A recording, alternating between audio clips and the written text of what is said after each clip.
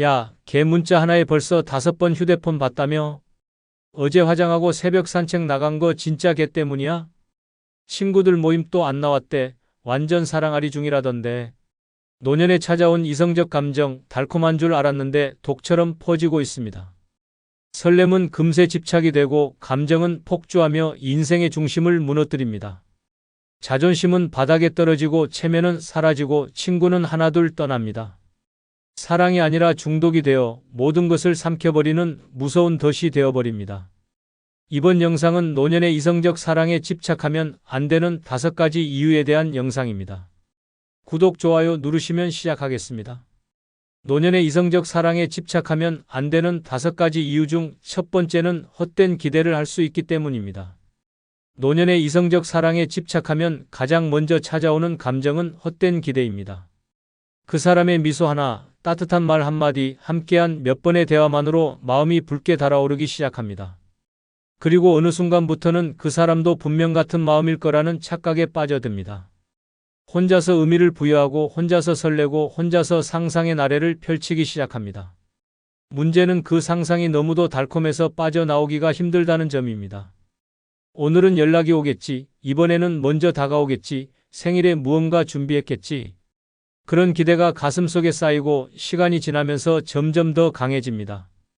그리고 그 기대는 현실과 맞지 않을수록 고통으로 변합니다. 상대는 평소와 다름없는데 마음속에서는 배신감이 치밀어 오릅니다. 이럴 거면 왜 그렇게 웃었을까? 왜 나에게 그런 말을 했을까? 라는 혼잣말이 쌓이면서 마음은 금세 뒤엉켜버립니다. 하지만 그 모든 감정은 시작부터 끝까지 혼자만의 기대일 뿐입니다. 헛된 기대는 관계를 파괴합니다. 상대는 아무 의도 없이 친절했을 뿐인데 기대를 품은 사람은 그걸 특별한 의미로 해석합니다. 그리고 그 해석이 어긋나는 순간 감정의 균형은 무너집니다. 실망이 분노로 바뀌고 애정이 미움으로 돌변합니다.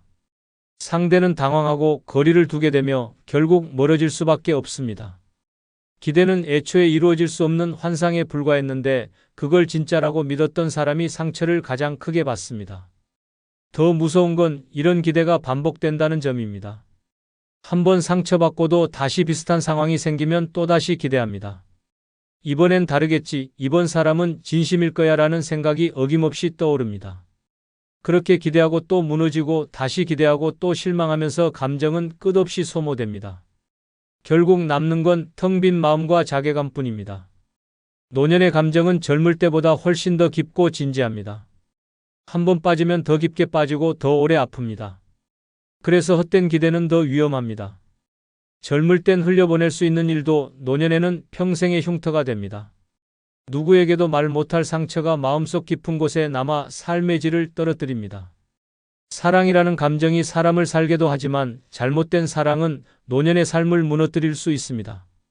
실제 사례로 서울에 사는 71세 유 여사는 지역 문화센터에서 알게 된 66세 남성과 친해졌습니다. 둘은 커피도 마시고 전시회도 함께 가고 같은 클래스를 들으며 웃는 일이 많았습니다. 유 여사는 이건 분명 연인 사이로 발전할 인연이라 믿었습니다. 어느 날 용기 내어 혹시 우리 관계를 조금 더 특별하게 생각해 볼 수 있을까요? 라고 조심스럽게 고백했습니다. 하지만 돌아온 대답은 전 그냥 친구로서 편했을 뿐이에요. 부담스럽습니다. 라는 냉정한 말 한마디였습니다. 그 순간 유 여사의 마음은 무너졌고 이후 문화센터에도 나가지 않았습니다.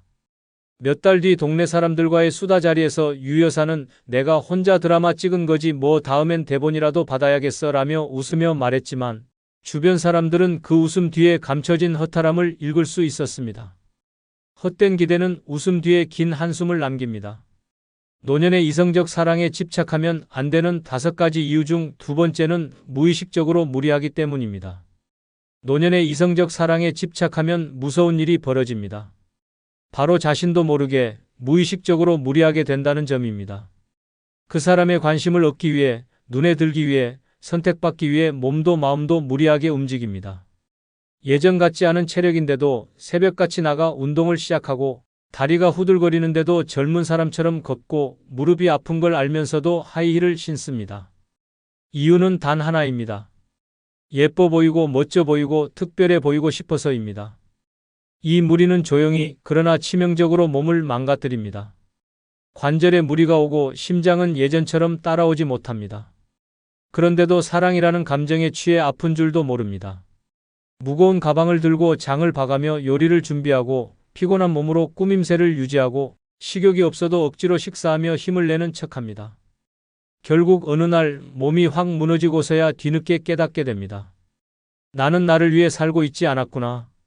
그 사람에게 잘 보이기 위해, 사랑받기 위해 나를 혹사시키고 있었구나. 문제는 단지 육체적인 무리만이 아닙니다. 감정적으로도 무리를 하게 됩니다. 하고 싶은 말도 참고 마음에 걸리는 행동도 이해하려 애쓰고 자존심도 꾹꾹 눌러 담습니다. 그 사람의 기분이 나빠질까봐 눈치를 보고 스스로를 감추며 연기하듯 행동합니다. 마치 내가 아닌 다른 사람처럼 살아가게 됩니다. 이 모든 건 한 사람에게 너무 많은 의미를 부여했기 때문입니다. 사랑을 느낀다는 이유 하나로 자신을 없애고 무리하며 살아가는 것. 그것은 결코 건강한 사랑이 아닙니다. 무의식적인 무리는 결국 감정적 폭발로 이어집니다. 어느 순간 왜 나는 이렇게까지 해야 하지? 라는 생각이 들고 쌓인 피로와 억눌림이 분노로 폭발합니다. 평소 하지 않던 말이 튀어나오고 감정이 요동치며 관계는 삐걱거리기 시작합니다. 나를 이해해 주길 바랐지만 상대는 당황하고 멀어집니다. 그렇게 또 한 번의 사랑이 아픔으로 마무리됩니다. 원인은 명확합니다. 내 몸과 마음을 돌보지 않고 무의식적으로 무리했기 때문입니다. 노년의 사랑은 다정해야 하고 평화로워야 하며 무엇보다도 자기 자신을 해치지 않아야 합니다. 내가 건강해야 사랑도 관계도 인생도 오래갑니다. 하지만 집착은 그런 여유를 앗아가고 내 삶 전체를 한 사람에게 바치는 위험한 길로 몰아갑니다. 그 무리가 누적되면 몸도 병들고 마음도 지치고 결국 사랑 자체가 고통으로 남습니다. 실제 사례로 천안에 사는 68세 최 여사는 노래교실에서 만난 63세 남성에게 한눈에 반했습니다. 처음에는 수업이 있는 날만 나가던 그녀가 이 남성과 자주 마주치기 위해 하루에 2번씩 노래교실을 들락거렸습니다. 그의 관심을 끌기 위해 화장을 진하게 하고 평소 안 입던 치마를 꺼내 입으며 변화를 줬습니다. 허리 디스크가 있는 줄 알면서도 7cm 힐을 신고 같이 노래 부를 기회가 오면 무대까지 뛰어올라 갔습니다. 집에서는 미역국에 소불고기를 해와서 도시락처럼 챙겨주기도 했습니다. 주변 친구들은 아프지 말고 좀 천천히 하라며 말렸지만 최 여사는 이 나이에 불타오를 일이 뭐가 있겠어? 라며 웃어넘겼습니다. 하지만 어느 날 노래교실에서 갑작스레 어지럼증으로 쓰러졌고 병원에서는 과로와 탈수, 디스크 악화 판정을 받았습니다. 입원 후 병문안을 기대했지만 그 남성은 죄송하지만 부담스럽다는 문자 한 통을 남기고 더 이상 나타나지 않았습니다. 퇴원 후 최 여사는 주변에 사랑도 좋지만 건강 잃으면 다 소용없더라고 말하며 웃었지만 그 말에 담긴 허탈함은 결코 가볍지 않았습니다. 무리한 감정은 결국 자신을 가장 크게 다치게 만듭니다. 노년의 사랑에는 무리보다 여유가, 집착보다 자존감이 필요합니다. 노년의 이성적 사랑에 집착하면 안 되는 5가지 이유 중 3번째는 상대의 말과 행동에 과도하게 반응하기이기 때문입니다. 노년의 이성적 사랑에 집착하게 되면 상대의 말과 행동 하나하나에 과도하게 반응하게 됩니다. 눈빛 하나, 말투 하나, 표정 하나에 마음이 쿵쾅이고 아무 의미 없는 말 한마디에 잠 못 이루는 밤이 이어집니다. 오늘은 목소리가 차갑네? 왜 웃지를 않지? 혹시 내가 뭔가 실수했나? 라는 생각이 꼬리에 꼬리를 물며 감정을 집어삼킵니다. 평범한 대화도 사소한 농담도 일상적인 행동조차 감정의 도화선이 됩니다. 감정이 집착으로 바뀌면 해석이 달라집니다. 단순한 바빠서라는 말이 날 피하는 거야로 들리고 오늘은 혼자 있고 싶다는 말이 이제 그만하자는 거야로 왜곡됩니다. 스스로 마음을 상처로 물들이고 상대의 진심을 왜곡하며 점점 더 깊은 감정의 수렁에 빠지게 됩니다. 말 한마디에 심장이 조이고 웃음 한 번에 온몸이 전율하며 외면하는 듯한 행동엔 절망이 몰려옵니다. 이 모든 감정의 폭풍은 사실 상대가 아닌 나의 집착에서 시작된 것입니다. 가장 큰 문제는 상대도 그 과한 반응을 느끼게 된다는 점입니다. 처음엔 왜 이렇게 민감하시지? 에서 시작해 점점 무섭다, 부담스럽다는 감정으로 변합니다. 결국 편안하고 자연스러워야 할 관계가 긴장과 경계로 얼어붙게 됩니다. 조금만 말을 아껴도 늦게 답장을 해도 왜요? 무슨 일 있었어요? 내가 뭘 잘못했죠?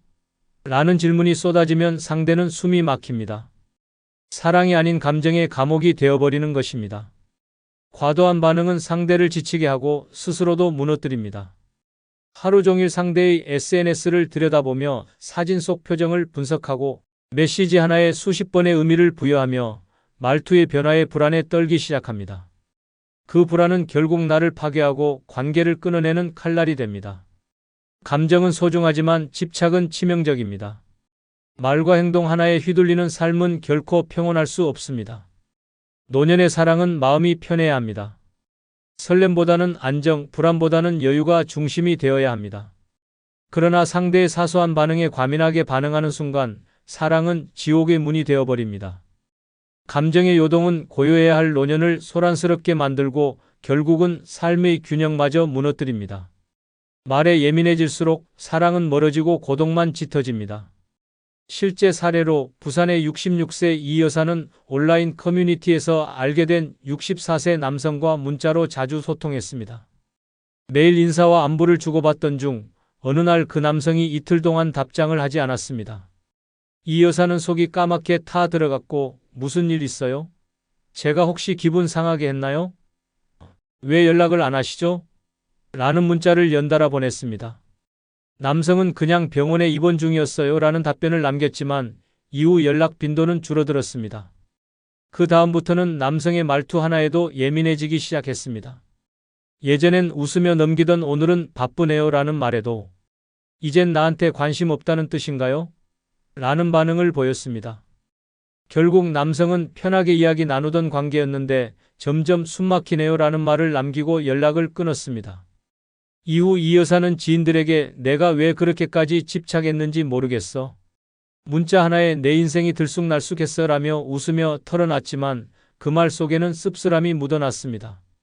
상대의 말 한마디에 인생 전체가 흔들린다는 건 사랑이 아닌 감정의 중독입니다. 노년의 이성적 사랑에 집착하면 안 되는 5가지 이유 중 4번째는 체면과 자존심을 잃기 때문입니다. 노년의 이성적 사랑에 집착하게 되면 가장 먼저 무너지는 것이 체면과 자존심입니다.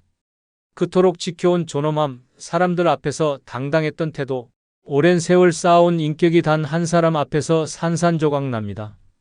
누군가의 관심을 얻기 위해 말과 행동이 과해지고 예전 같으면 절대 하지 않았을 행동들을 아무렇지도 않게 하게 됩니다. 상대의 눈에 들고 싶다는 욕망이 앞서면 자존심은 사치가 되고 체면은 거추장스러운 껍데기로 느껴집니다. 과도하게 친절해지고 불편한 부탁도 거절하지 못하게 되며 나도 모르게 비위 맞추기에 인생을 허비하게 됩니다. 자신이 무엇을 좋아하고 어떻게 살아왔는지는 중요하지 않습니다. 오직 상대가 원하는 대로 상대의 기분에 맞춰 움직이게 됩니다. 그 과정에서 내 목소리는 점점 사라지고 결국엔 자신이 누군지조차 모르게 됩니다. 더욱 충격적인 건 이런 상황에서도 자존심을 지키려는 마음과 현실 사이의 괴리가 점점 커진다는 점입니다.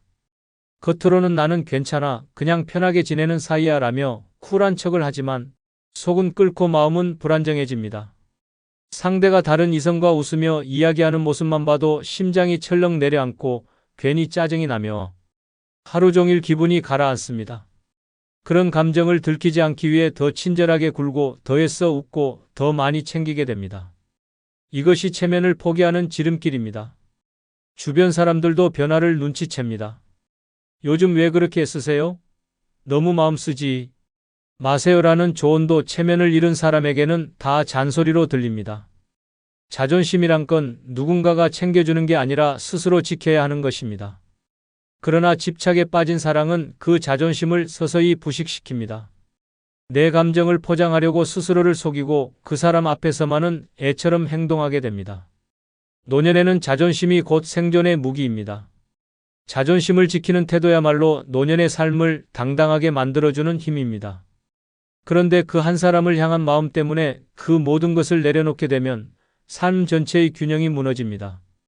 나를 존중하지 않으면 누구도 나를 존중해주지 않습니다. 체면을 버리고 감정에 휘둘리기 시작하면 그 사랑은 결국 무너질 수밖에 없습니다. 실제 사례로 경기도 광주에 사는 69세 박 할아버지는 동네 요가 교실에서 만난 62세 여성에게 푹 빠졌습니다. 운동복에 향수를 뿌리고 항상 수업 30분 전부터 자리를 잡았으며 그녀가 좋아하는 커피 브랜드를 외워 매번 챙겨갔습니다. 문제는 박 할아버지가 친구들 모임까지 빠지며 그녀 주변을 맴돌기 시작했다는 점입니다. 어느 날은 그녀가 수업에 지각하자 무슨 일 있냐고 문자, 전화, 심지어 꽃다발까지 보냈습니다. 그 여성은 결국 지나치게 집착하시는 것 같아요. 부담스럽습니다라는 메시지를 보냈고 박 할아버지는 수업을 그만두게 되었습니다. 그 후 동네 소문이 퍼졌고 친구들 사이에선 사랑병 걸린 박 선생이라며 웃음거리로 전락했습니다. 박 할아버지는 술자리에서 내가 그 나이에 무슨 정신이었는지 모르겠어. 젊은 애처럼 굴었지 뭐야 라며 자조 섞인 웃음을 지었지만 그 체면은 다시 회복되기 힘들었습니다. 사랑은 좋지만 자존심을 잃으면 모든 걸 잃는 결과를 낳습니다. 노년의 사랑은 가슴만 뛰어서는 안 됩니다. 품격과 체면 그리고 자존감 위에 서 있어야 진짜 아름다운 인연이 됩니다. 노년의 이성적 사랑에 집착하면 안 되는 5가지 이유 중 5번째는 진정한 친구를 잃기 때문입니다. 노년의 이성적 사랑에 집착하게 되면 가장 먼저 멀어지는 존재가 진정한 친구입니다. 함께 밥을 먹고 수다를 떨고 외롭지 않게 하루를 나누던 친구들이 점점 뒷전이 됩니다. 이유는 단순합니다. 그 사람 생각으로 머릿속이 가득 찼기 때문입니다. 친구들의 조언은 잔소리로 들리고 충고는 질투처럼 느껴지며 대화는 그 사람 이야기로만 가득 차게 됩니다. 결국 친구들은 지치고 하나둘 자리를 뜨게 됩니다. 이성적 감정에 푹 빠지게 되면 사람은 변합니다.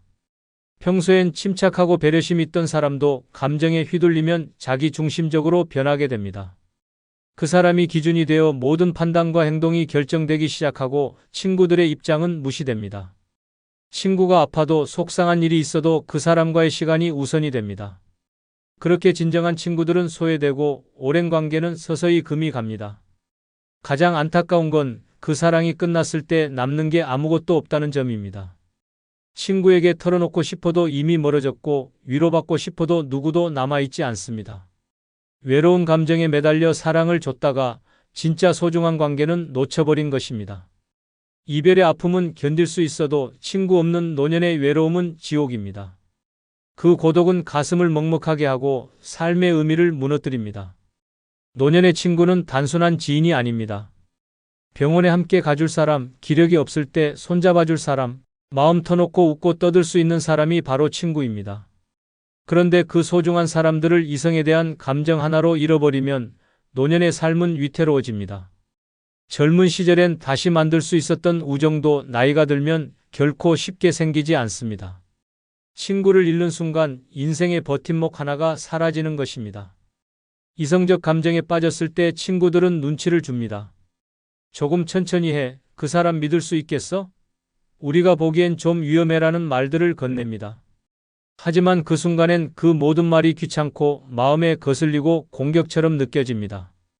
그러다 결국 넌 왜 내 행복을 질투해? 라는 말까지 나오게 됩니다. 그렇게 수십 년 쌓아온 우정은 한순간에 무너지고 남는 건 고립된 감정뿐입니다.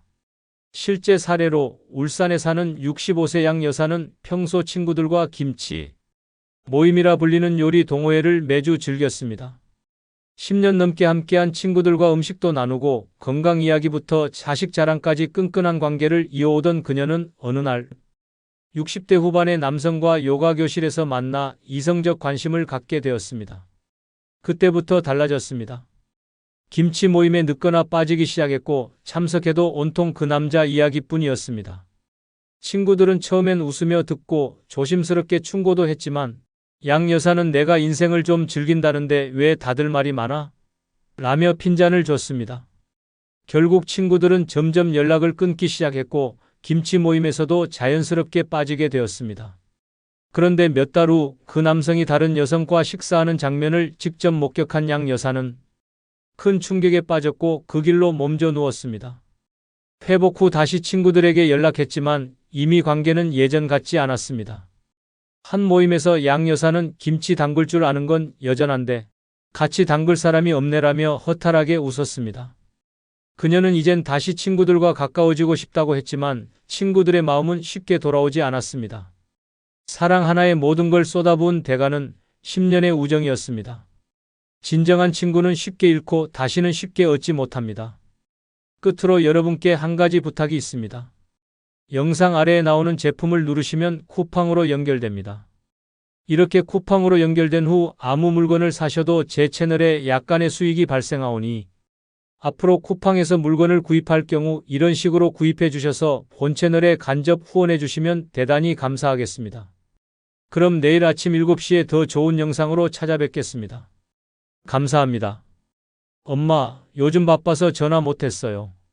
다음에 연락할게요. 여보, 밥 좀 차려줘. 하루 종일 TV만 봤더니 배고프네.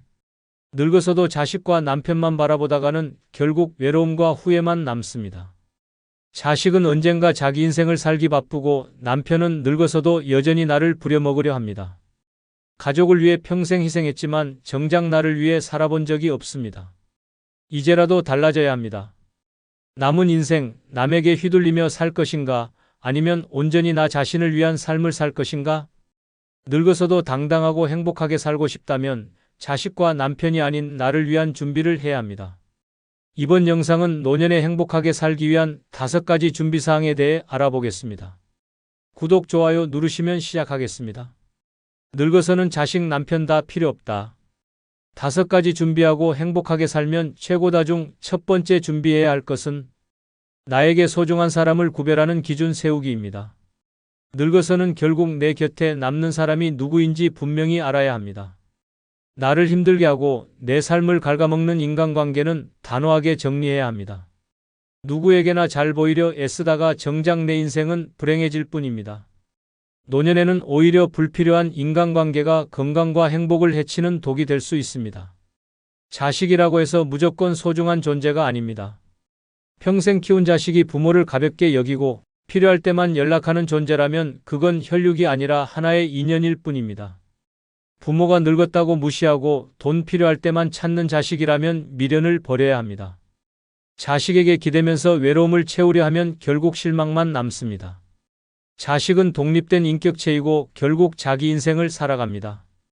부모를 돌보지 않는다고 원망할 시간에 스스로를 돌볼 방법을 찾는 것이 훨씬 현명합니다. 남편도 마찬가지입니다. 평생 같이 산다고 해서 무조건 내 편이 아닙니다. 오히려 늙어서 더 큰 짐이 될 수도 있습니다. 젊을 때는 가정을 위해 참아왔어도 이제는 눈치 보며 살 필요 없습니다. 서로 의지하며 살 수 있는 관계라면 좋지만 평생 무심하고 무책임했던 남편이라면 늙어서도 달라질 게 없습니다. 오히려 손 하나 까딱 안 하고 밥 해주길 바라고 늙어서까지 고생만 시킨다면 그런 사람을 왜 내 곁에 둬야 합니까? 이제는 나 자신을 위한 삶을 살아야 합니다. 친구도 무조건 소중한 게 아닙니다. 친구라는 이름으로 에너지만 빼앗는 사람이 많습니다. 항상 부정적인 이야기만 하거나 내 이야기는 듣지도 않고 자기 말만 늘어놓는 사람은 이제 멀리해야 합니다. 힘들 때는 찾지도 않다가 자기 고민 들어줄 사람 필요할 때만 연락하는 사람도 필요 없습니다. 오래된 친구라고 무조건 끌어안고 갈 필요 없습니다. 나이 들수록 관계는 가벼울수록 좋습니다. 마음이 편안해지는 사람, 부담 없이 연락할 수 있는 사람, 함께할 때 기분이 좋아지는 사람만 남기면 됩니다. 결국 노년에 진짜 소중한 사람은 나를 존중해주고 내 행복을 기원해주는 사람입니다. 나를 이용하거나 감정적으로 지치게 만드는 사람은 과감히 정리해야 합니다. 혼자 있는 게 외로워 보일 수 있지만 불필요한 인간관계로 스트레스 받는 것보다 훨씬 낫습니다. 불필요한 관계에 신경 쓰느라 정작 내 삶을 제대로 즐기지 못하는 것이야말로 가장 큰 손해입니다. 이제는 나 자신을 가장 소중한 사람으로 여기고 나를 위해 살아야 합니다. 70대 김 씨는 평생을 가족을 위해 희생하며 살았습니다. 남편은 무뚝뚝하고 가부장적인 사람이었고 자식들은 바쁘다는 핑계로 연락 한 통 없었습니다. 그래도 가족이니까 참고 살았지만 남편은 늙어서도 변하지 않았습니다. 하루 종일 TV만 보고 밥 차려주길 당연하게 여겼습니다. 자식들은 필요할 때만 연락했습니다. 돈이 필요하거나 손주 봐줄 사람이 필요할 때만 찾아왔습니다. 김 씨가 아프다고 해도 바쁘다는 말만 반복했습니다. 결국 김 씨는 결단을 내렸습니다. 남편과 자식들에게 더 이상 나에게 헌신을 요구하지 말라고 말했습니다. 물론 연락 오면 반갑게 받았지만 먼저 매달리지 않았습니다. 대신 오래된 친구들과 여행을 다니고 취미를 즐겼습니다. 불필요한 인간관계를 끊어내자 오히려 마음이 편안해졌습니다. 남편과 자식이 있어도 외로웠던 시간보다 혼자 지내는 지금이 훨씬 행복했습니다. 두 번째 준비해야 할 것은 내 몸을 건강하게 유지하는 습관입니다. 늙어서는 결국 내 몸 하나 제대로 못 움직이면 끝입니다. 아무리 돈이 많아도 자식이 곁에 있어도 내 몸이 병들어 누워 있으면 다 소용없습니다. 병원 침대에 누워서 남의 손에 의존하며 사는 삶은 비참할 뿐입니다. 늙어서 남들에게 짐이 되지 않으려면 무엇보다 건강을 지켜야 합니다. 건강을 잃으면 모든 것이 무너집니다. 거동이 불편해지면 자유롭게 움직일 수도 없고 남의 손에 기대야 하는 순간 자존심은 무너집니다. 자식들이 처음에는 챙겨주는 척하다가도 시간이 지나면 귀찮아집니다. 하루 이틀 돌보는 것은 가능해도 몇 년씩 병수발을 들게 되면 결국 짜증이 납니다. 엄마, 이번엔 요양원 알아보는 게 어때? 이 한마디가 떨어지는 순간 가족이라는 것도 부질없다는 걸 깨닫게 됩니다. 몸을 건강하게 유지하는 것은 선택이 아니라 필수입니다. 운동은 하루라도 쉬면 안 됩니다. 늙었다고 가만히 있으면 근육이 급격히 사라집니다. 근력이 없으면 작은 계단에서도 넘어지고 골절이라도 되면 침대에 갇히는 인생이 시작됩니다. 하루 30분씩이라도 걷고 가벼운 근력 운동을 해야 합니다. 음식도 아무거나 먹으면 안 됩니다.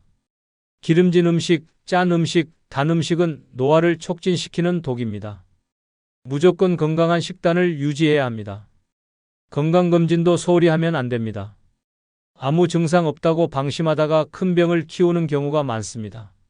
조기에 발견하면 간단히 치료할 수 있는 것도 늦어지면 목숨을 위협하는 병으로 변합니다. 치아 관리도 필수입니다. 이가 망가지면 씹지도 못하고 결국 영양 섭취가 어려워져 건강이 급격히 나빠집니다. 치과 가는 게 귀찮다고 미루다가 나중에 틀니 신세지는 순간 후회해도 소용없습니다. 결국 내 몸은 내가 지켜야 합니다. 건강한 몸이 있어야 혼자서도 자유롭게 살 수 있습니다. 늙어서도 병원 신세지지 않고 누구의 도움도 받지 않으며 내 힘으로 살아가는 것이 진짜 행복입니다. 남편도 자식도 끝까지 내 건강을 책임져 주지 않습니다. 내 몸을 건강하게 유지하는 습관을 들이지 않으면 결국 누군가에게 버려지거나 요양원에서 외롭게 늙어가게 됩니다. 남에게 기대지 않고 당당한 노년을 살고 싶다면 지금 당장 건강부터 챙겨야 합니다. 72세 이 씨는 젊을 때 건강을 대수롭지 않게 여겼습니다. 운동은 귀찮아서 미뤘고 먹고 싶은 대로 먹으며 살았습니다. 병원은 아플 때만 가면 된다고 생각했습니다. 그러다 60대 후반부터 몸이 급격히 망가졌습니다. 무릎이 아파 걷는 게 힘들어졌고 혈압과 당뇨가 생겨 약을 달고 살았습니다. 자식들은 처음에는 걱정하는 척했지만 시간이 지나자 연락이 뜸해졌습니다. 병원에 데려다 줄 사람도 없고 아픈 몸으로 혼자 병원을 오가며 서러움만 커졌습니다. 한번 크게 넘어지고 나서는 더 이상 혼자 생활이 불가능해졌습니다. 결국 자식들은 요양원을 알아보자고 했습니다. 평생 가족을 위해 살아왔지만 늙고 병든 순간 불편한 짐이 되어버렸습니다. 반면 친구 김 씨는 철저하게 자기 몸을 관리했습니다. 60대부터 매일 운동하고 식단을 조절했습니다. 건강검진도 꼼꼼히 받았습니다. 70이 넘은 지금도 혼자 자유롭게 여행을 다니고 하고 싶은 일을 하며 살아갑니다. 늙어서 삶의 질을 결정하는 건 결국 건강입니다. 건강을 잃으면 아무리 가족이 있어도 외롭고 비참해질 뿐입니다.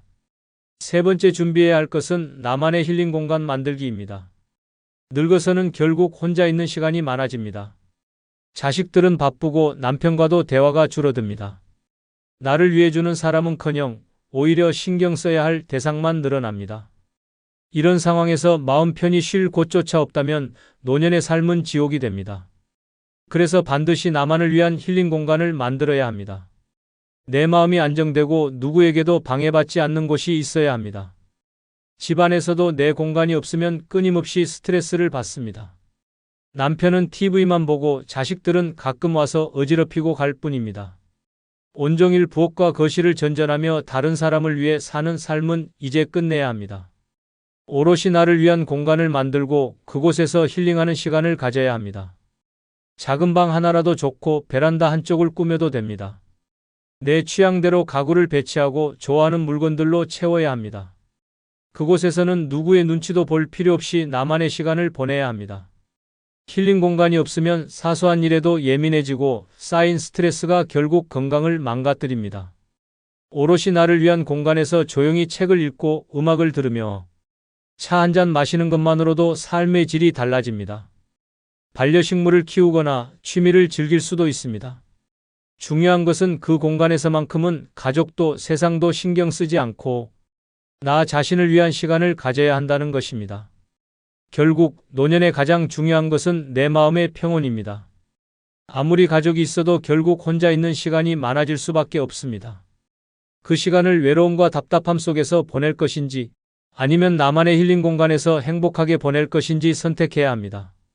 남편과 자식이 있어도 온전히 나를 위하는 사람은 없습니다. 결국 나를 지켜줄 사람은 나뿐입니다. 내 삶을 내 방식대로 살아가기 위해서라도 나만의 힐링 공간을 반드시 만들어야 합니다. 68세 정 씨는 평생 가족을 위해 살았습니다.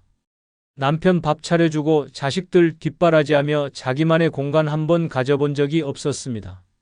늙으면 여유로울 줄 알았지만 현실은 정반대였습니다. 남편은 여전히 무뚝뚝하고 자식들은 찾아오지도 않았습니다.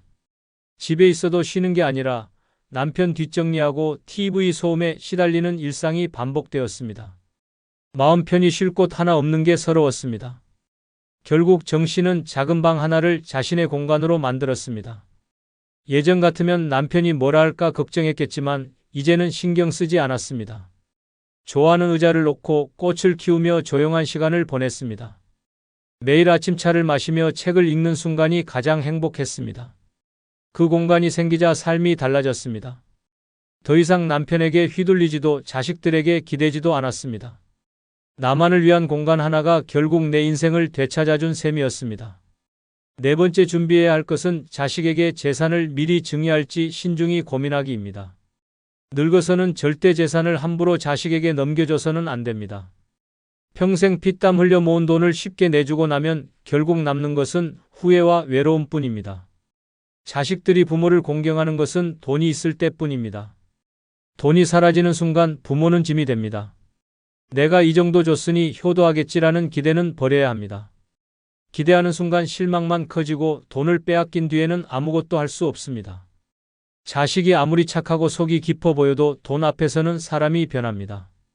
처음에는 엄마, 나중에 힘들 때 쓰시게 다시 돌려드릴게요 라고 말합니다. 하지만 돈을 손에 쥐는 순간 그 약속은 사라집니다. 부모의 돈을 자기 돈처럼 쓰기 시작하고 시간이 지나면 이제 내 돈인데 왜 간섭하냐는 태도로 변합니다.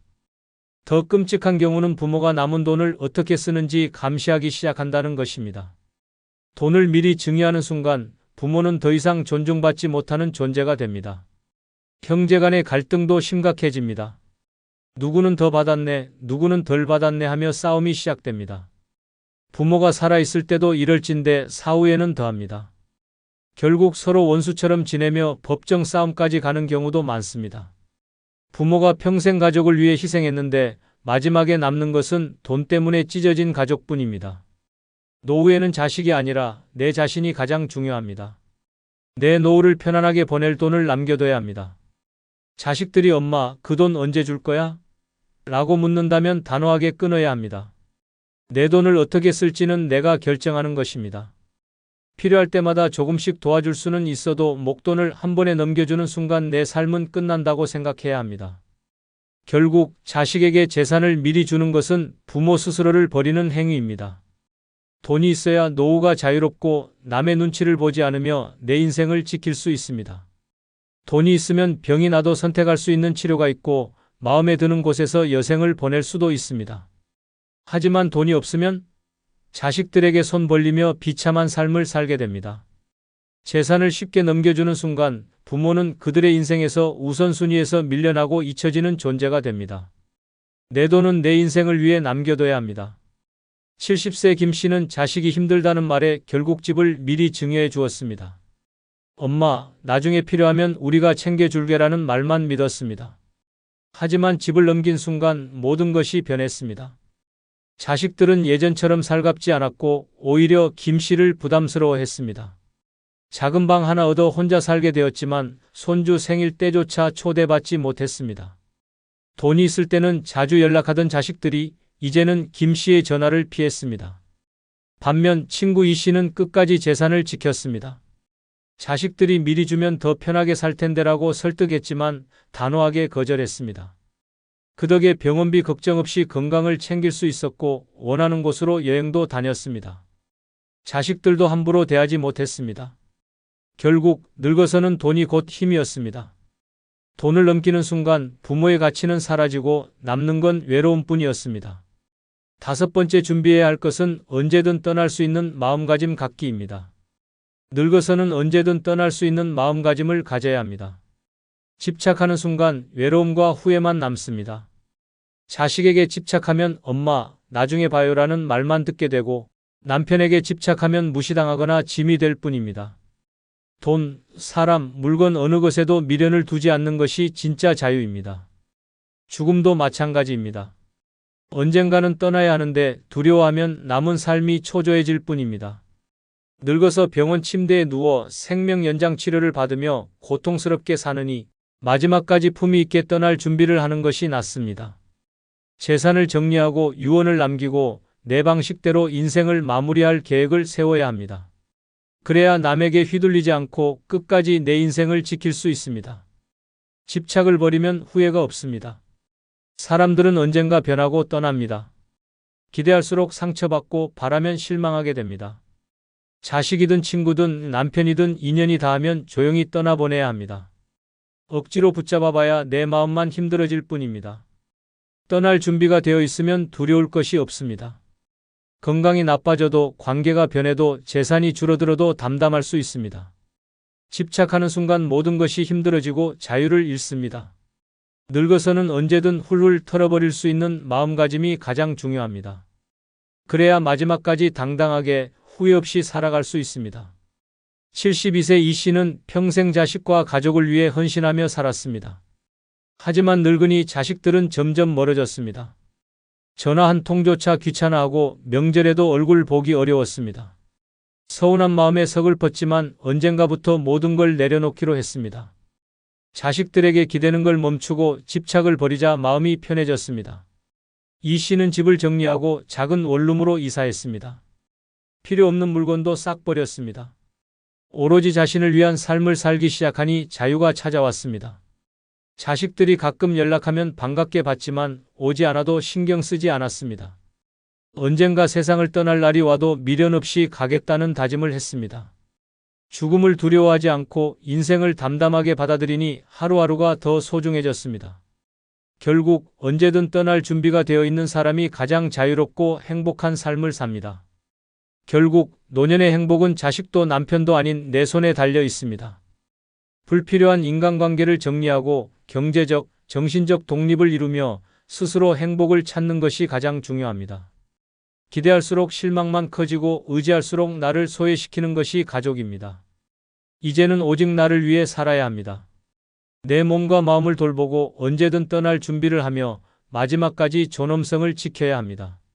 남에게 휘둘리지 않고 눈치 보지 않고 나답게 살아가는 것이 진짜 행복입니다. 늙어서도 당당하게 자유롭게 그리고 후회 없이 살아가야 합니다. 마지막으로 구독, 좋아요 부탁드립니다. 감사합니다. 65세 이후에 가난한 친구를 멀리해야 할 이유 중 첫 번째는 가난한 친구는 늘 단기적인 해결책을 찾기 때문입니다. 이 문장은 단순한 습관을 지적하는 것이 아닙니다. 그것은 노년의 삶에 독처럼 스며드는 비합리적 사고방식이며 우리의 인생을 끌어내리는 위험 요소입니다. 특히 65세 이후의 인생에서는 신중함과 장기적인 안목이 무엇보다 중요합니다. 그러나 가난한 친구는 항상 당장의 불을 끄기 위한 임시방편에만 몰두하며 문제의 근본을 들여다보는 시도조차 하지 않습니다. 그들은 지금만 넘기면 된다는 태도로 오늘을 허비하고 내일은 더 깊은 구렁텅이에 빠지곤 합니다. 그들의 대화에는 늘 돈이 급하다는 말이 따라 붙습니다. 이번 달 카드값만 어떻게 되면 괜찮아, 며칠만 빌려줘, 금방 갚을게라는 말을 반복하며 실제로 그 돈이 어떤 문제를 해결할 수 있을지는 고민하지 않습니다. 더 큰 문제는 그들은 그 단기적인 해결책이 장기적으로 어떤 부작용을 초래할지 전혀 고려하지 않는다는 것입니다. 당신이 도와주면 그 순간은 조용해지지만 이내 또 다른 급한 상황을 안고 다시 나타납니다. 당신은 결국 끝없는 임시방편의 반복에 휘말리게 되고 그들의 문제를 끌어안으며 불필요한 스트레스에 시달리게 됩니다. 가난한 친구는 계획이라는 개념이 없습니다. 미래를 준비하는 대신 눈앞의 위기를 모면하는 데만 집중합니다. 그래서 어떤 조언을 해줘도 듣지 않습니다. 이건 근본적인 해결이 안 돼.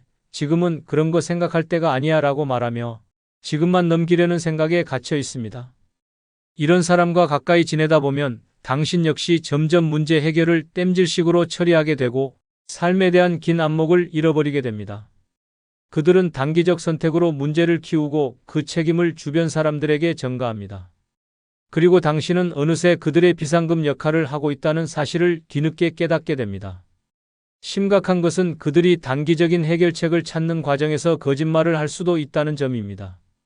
이번만 도와줘, 정말 마지막이야 라는 말을 너무도 진지하게 하며 감정적으로 호소하지만 그 말은 이미 여러 번 들었던 레퍼토리일 가능성이 큽니다. 당신은 정이 있어 도와주고 미안함에 또 도와주지만 결과적으로 당신만 손해를 보고 관계는 피로해집니다.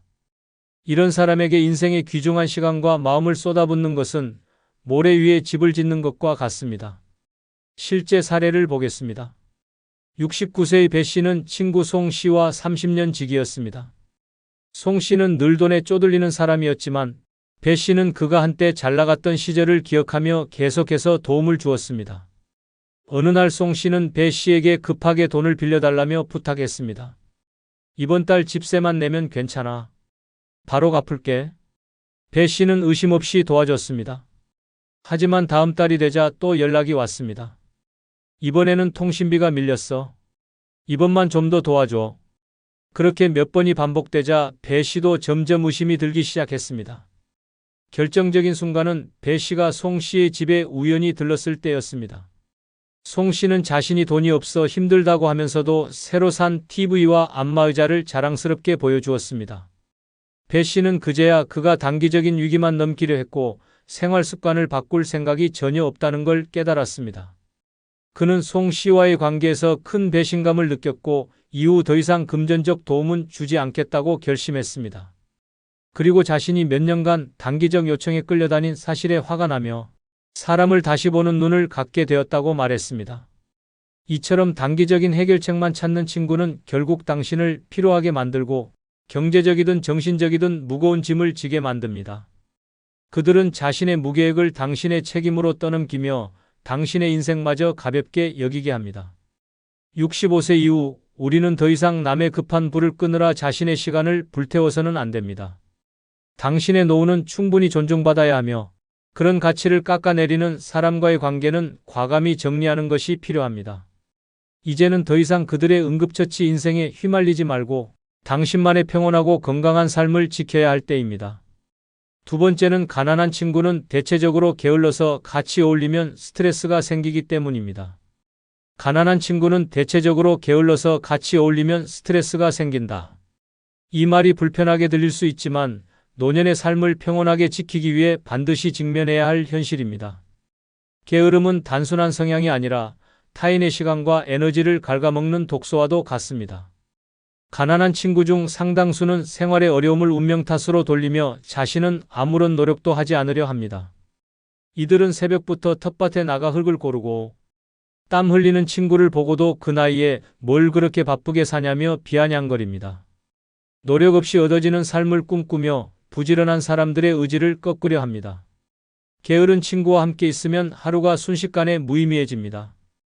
약속을 하면 매번 늦고 결국 만나도 무슨 계획을 세우기보다 그냥 아무것도 하지 말고 쉬자고 합니다. 당신이 운동하자고 하면 힘들게 왜 그래? 책을 읽자고 하면 그런다고 뭐가 바뀌냐고 말합니다. 결국 당신도 점점 나태함에 물들고 몸과 마음이 점점 처지기 시작합니다. 어느 날 문득 거울을 보며 내가 왜 이렇게 변했지? 라는 생각이 들게 됩니다. 이는 당신이 게으른 친구와 보내는 시간 속에서 천천히 그러나 확실하게 변질되고 있다는 증거입니다. 게으른 친구는 자기 생활도 책임지지 않으면서 타인의 선택에도 간섭합니다. 부지런한 친구가 뭐라도 해보려 하면 그건 안 될 거야. 괜히 힘만 들지라는 말을 퍼붓습니다. 당신이 무언가에 열정을 가지면 그것을 조롱하거나 깎아내립니다. 왜냐하면 그들은 당신의 노력과 성취가 자신들의 무기력을 부각시킨다는 사실을 본능적으로 알기 때문입니다. 그래서 당신의 열정을 막고 스스로 편해지고자 합니다. 이러한 환경에서 함께 있다 보면 자연스럽게 스트레스를 받게 됩니다. 당신은 끊임없이 앞으로 가고 싶은데 그들은 뒤에서 발목을 잡기 때문입니다. 게으른 친구는 작은 약속도 지키지 않습니다. 같이 운동하기로 한 날엔 늦잠을 자고 함께 장을 보기로 한 날엔 전화도 없이 연락이 끊깁니다. 당신은 그들을 기다리다 하루를 허비하고 헛수고만 하게 됩니다. 더 큰 문제는 그들이 이런 상황을 전혀 문제라고 생각하지 않는다는 것입니다. 그냥 늦잠 좀 잤어. 뭐 어때? 한마디로 모든 것이 정리됩니다. 이 말은 결국 당신의 시간, 계획, 수고가 전혀 중요하지 않다는 의미입니다. 이런 일이 반복되면 상대방에 대한 신뢰는 무너지고 불쾌함과 분노가 쌓이게 됩니다. 실제 사례를 소개합니다. 74세의 장 씨는 최근 지병을 예방하기 위해 매일 아침 6시에 공원에서 걷기 운동을 시작했습니다. 건강도 챙기고 삶의 활력도 불어넣고 싶다는 생각에서였습니다. 그런데 고등학교 동창인 윤 씨가 자주 연락을 해와 같이 운동하자고 했습니다. 장 씨는 반가운 마음에 흔쾌히 수락했습니다. 첫날 윤 씨는 30분 늦게 나타났고 다음 날은 아예 오지 않았습니다. 전화를 걸자 오늘은 그냥 누워있고 싶더라며 웃으며 말했습니다. 장 씨는 처음엔 이해하려 했습니다.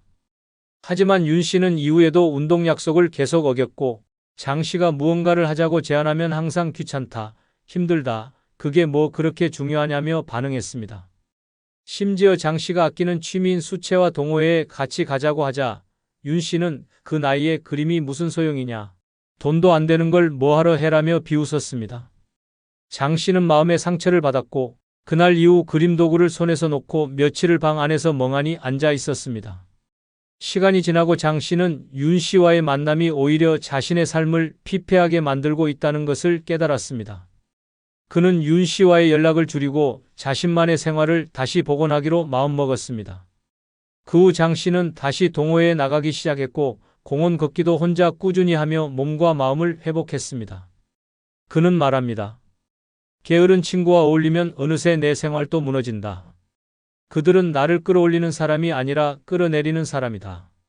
장 씨는 이제 주변 사람들과의 관계에서 에너지가 있는지를 가장 중요하게 생각하게 되었다고 합니다.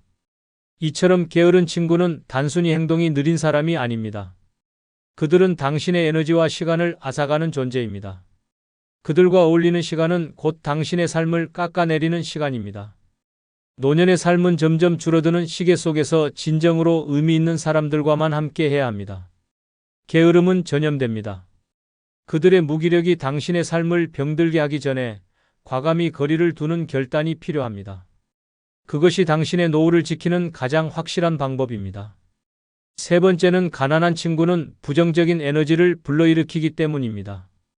가난한 친구는 언제나 불만을 토로하고 세상과 자신에게 불평하며 그런 부정적인 감정은 주변 사람들에게도 전염됩니다. 이로 인해 우리는 의도하지 않게 부정적인 감정에 휘말리게 되고 결국 인생의 긍정적인 면을 놓치게 됩니다. 가난한 친구는 자신의 상황에 대해 불평할 뿐만 아니라 그 불만을 다른 사람들에게도 퍼뜨리기 시작합니다. 나만 이렇게 힘들어? 세상은 나를 버린 거야 라고 끊임없이 말하며 그들의 불행을 자신도 모르게 다른 사람들에게 강요합니다. 이렇게 부정적인 이야기를 계속 듣다 보면 어느 순간 자신도 모르게 그들의 생각에 영향을 받게 됩니다. 예를 들어 삶에 대한 불신이 커지고 자신이 원하는 목표를 향해 나아가는 대신 어차피 나는 안 될 거야 라는 생각에 빠지게 될 수 있습니다. 그들의 부정적인 에너지는 우리의 정신을 갉아먹고 삶에 대한 희망을 점점 희미하게 만듭니다. 가난한 친구와 계속해서 관계를 유지하는 것은 마치 자신을 계속해서 물에 빠지게 하는 것과 같습니다. 그들은 자신이 처한 경제적인 어려움 때문에 자주 돈에 대해 불평하고 자신의 불행을 다른 사람에게 전이시키기 위해 끊임없이 말합니다. 이런 상황에서 우리는 그들의 문제를 해결하려 노력하기 시작하지만 그들이 진정으로 해결하려는 의지가 없다는 사실을 알게 될 때 큰 실망감을 느낍니다. 그들은 도움을 요청하지만 그 도움을 받아도 아무 변화가 일어나지 않기 때문에 결국 우리만 에너지를 소모하게 됩니다. 또한 그들이 계속해서 부정적인 태도를 보일 때 우리는 점점 더 피곤해지고 점차적으로 그들로부터 멀어지게 됩니다. 실제 사례를 통해 이 문제를 살펴보겠습니다. 한 70대 초반의 김 씨는 오래된 친구인 박 씨와 오랜 시간 동안 가까운 관계를 유지해 왔습니다. 하지만 김 씨는 박 씨가 점점 더 부정적이고 불평이 많아지는 것을 느꼈습니다. 박 씨는 끊임없이 자신이 힘든 처지에 있다고 말하고 나는 나이가 들어서 이제 아무것도 할 수 없다며 자주 우울해했으며 왜 이렇게 힘든지 모르겠다며 매일같이 불평을 쏟아냈습니다. 김 씨는 처음에는 그를 위로하고 넌 여전히 할 수 있어라고 말하며 그를 도우려 했습니다. 그러나 시간이 지나면서 박 씨의 불평은 점점 더 심해졌고 김 씨는 점차 그의 말에 영향을 받게 되었습니다. 이제 김 씨는 박 씨와 만나면 항상 우울하고 피곤한 기분이 들었고 더 이상 박 씨와의 대화를 즐기지 못하게 되었습니다. 박 씨의 부정적인 에너지가 김 씨의 마음까지 잠시 개들어갔기 때문입니다. 결국 김 씨는 박 씨와의 관계에서 벗어나기로 결심했습니다. 그가 박 씨와 거리를 두고 나서 그의 삶은 전혀 달라졌습니다. 김 씨는 다시 긍정적인 생각을 가지게 되었고 새로운 사람들과의 만남을 통해 더욱 활기찬 생활을 시작했습니다. 그는 박 씨와의 관계에서 벗어난 덕분에 새로운 가능성을 발견할 수 있었고 더 이상 불필요한 부정적인 에너지에 영향을 받지 않게 되었습니다.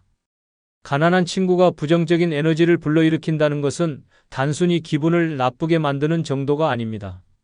그들의 부정적인 생각은 우리의 마음을 괴롭히고 결국 우리가 원하는 방향으로 나아가는 것을 방해합니다.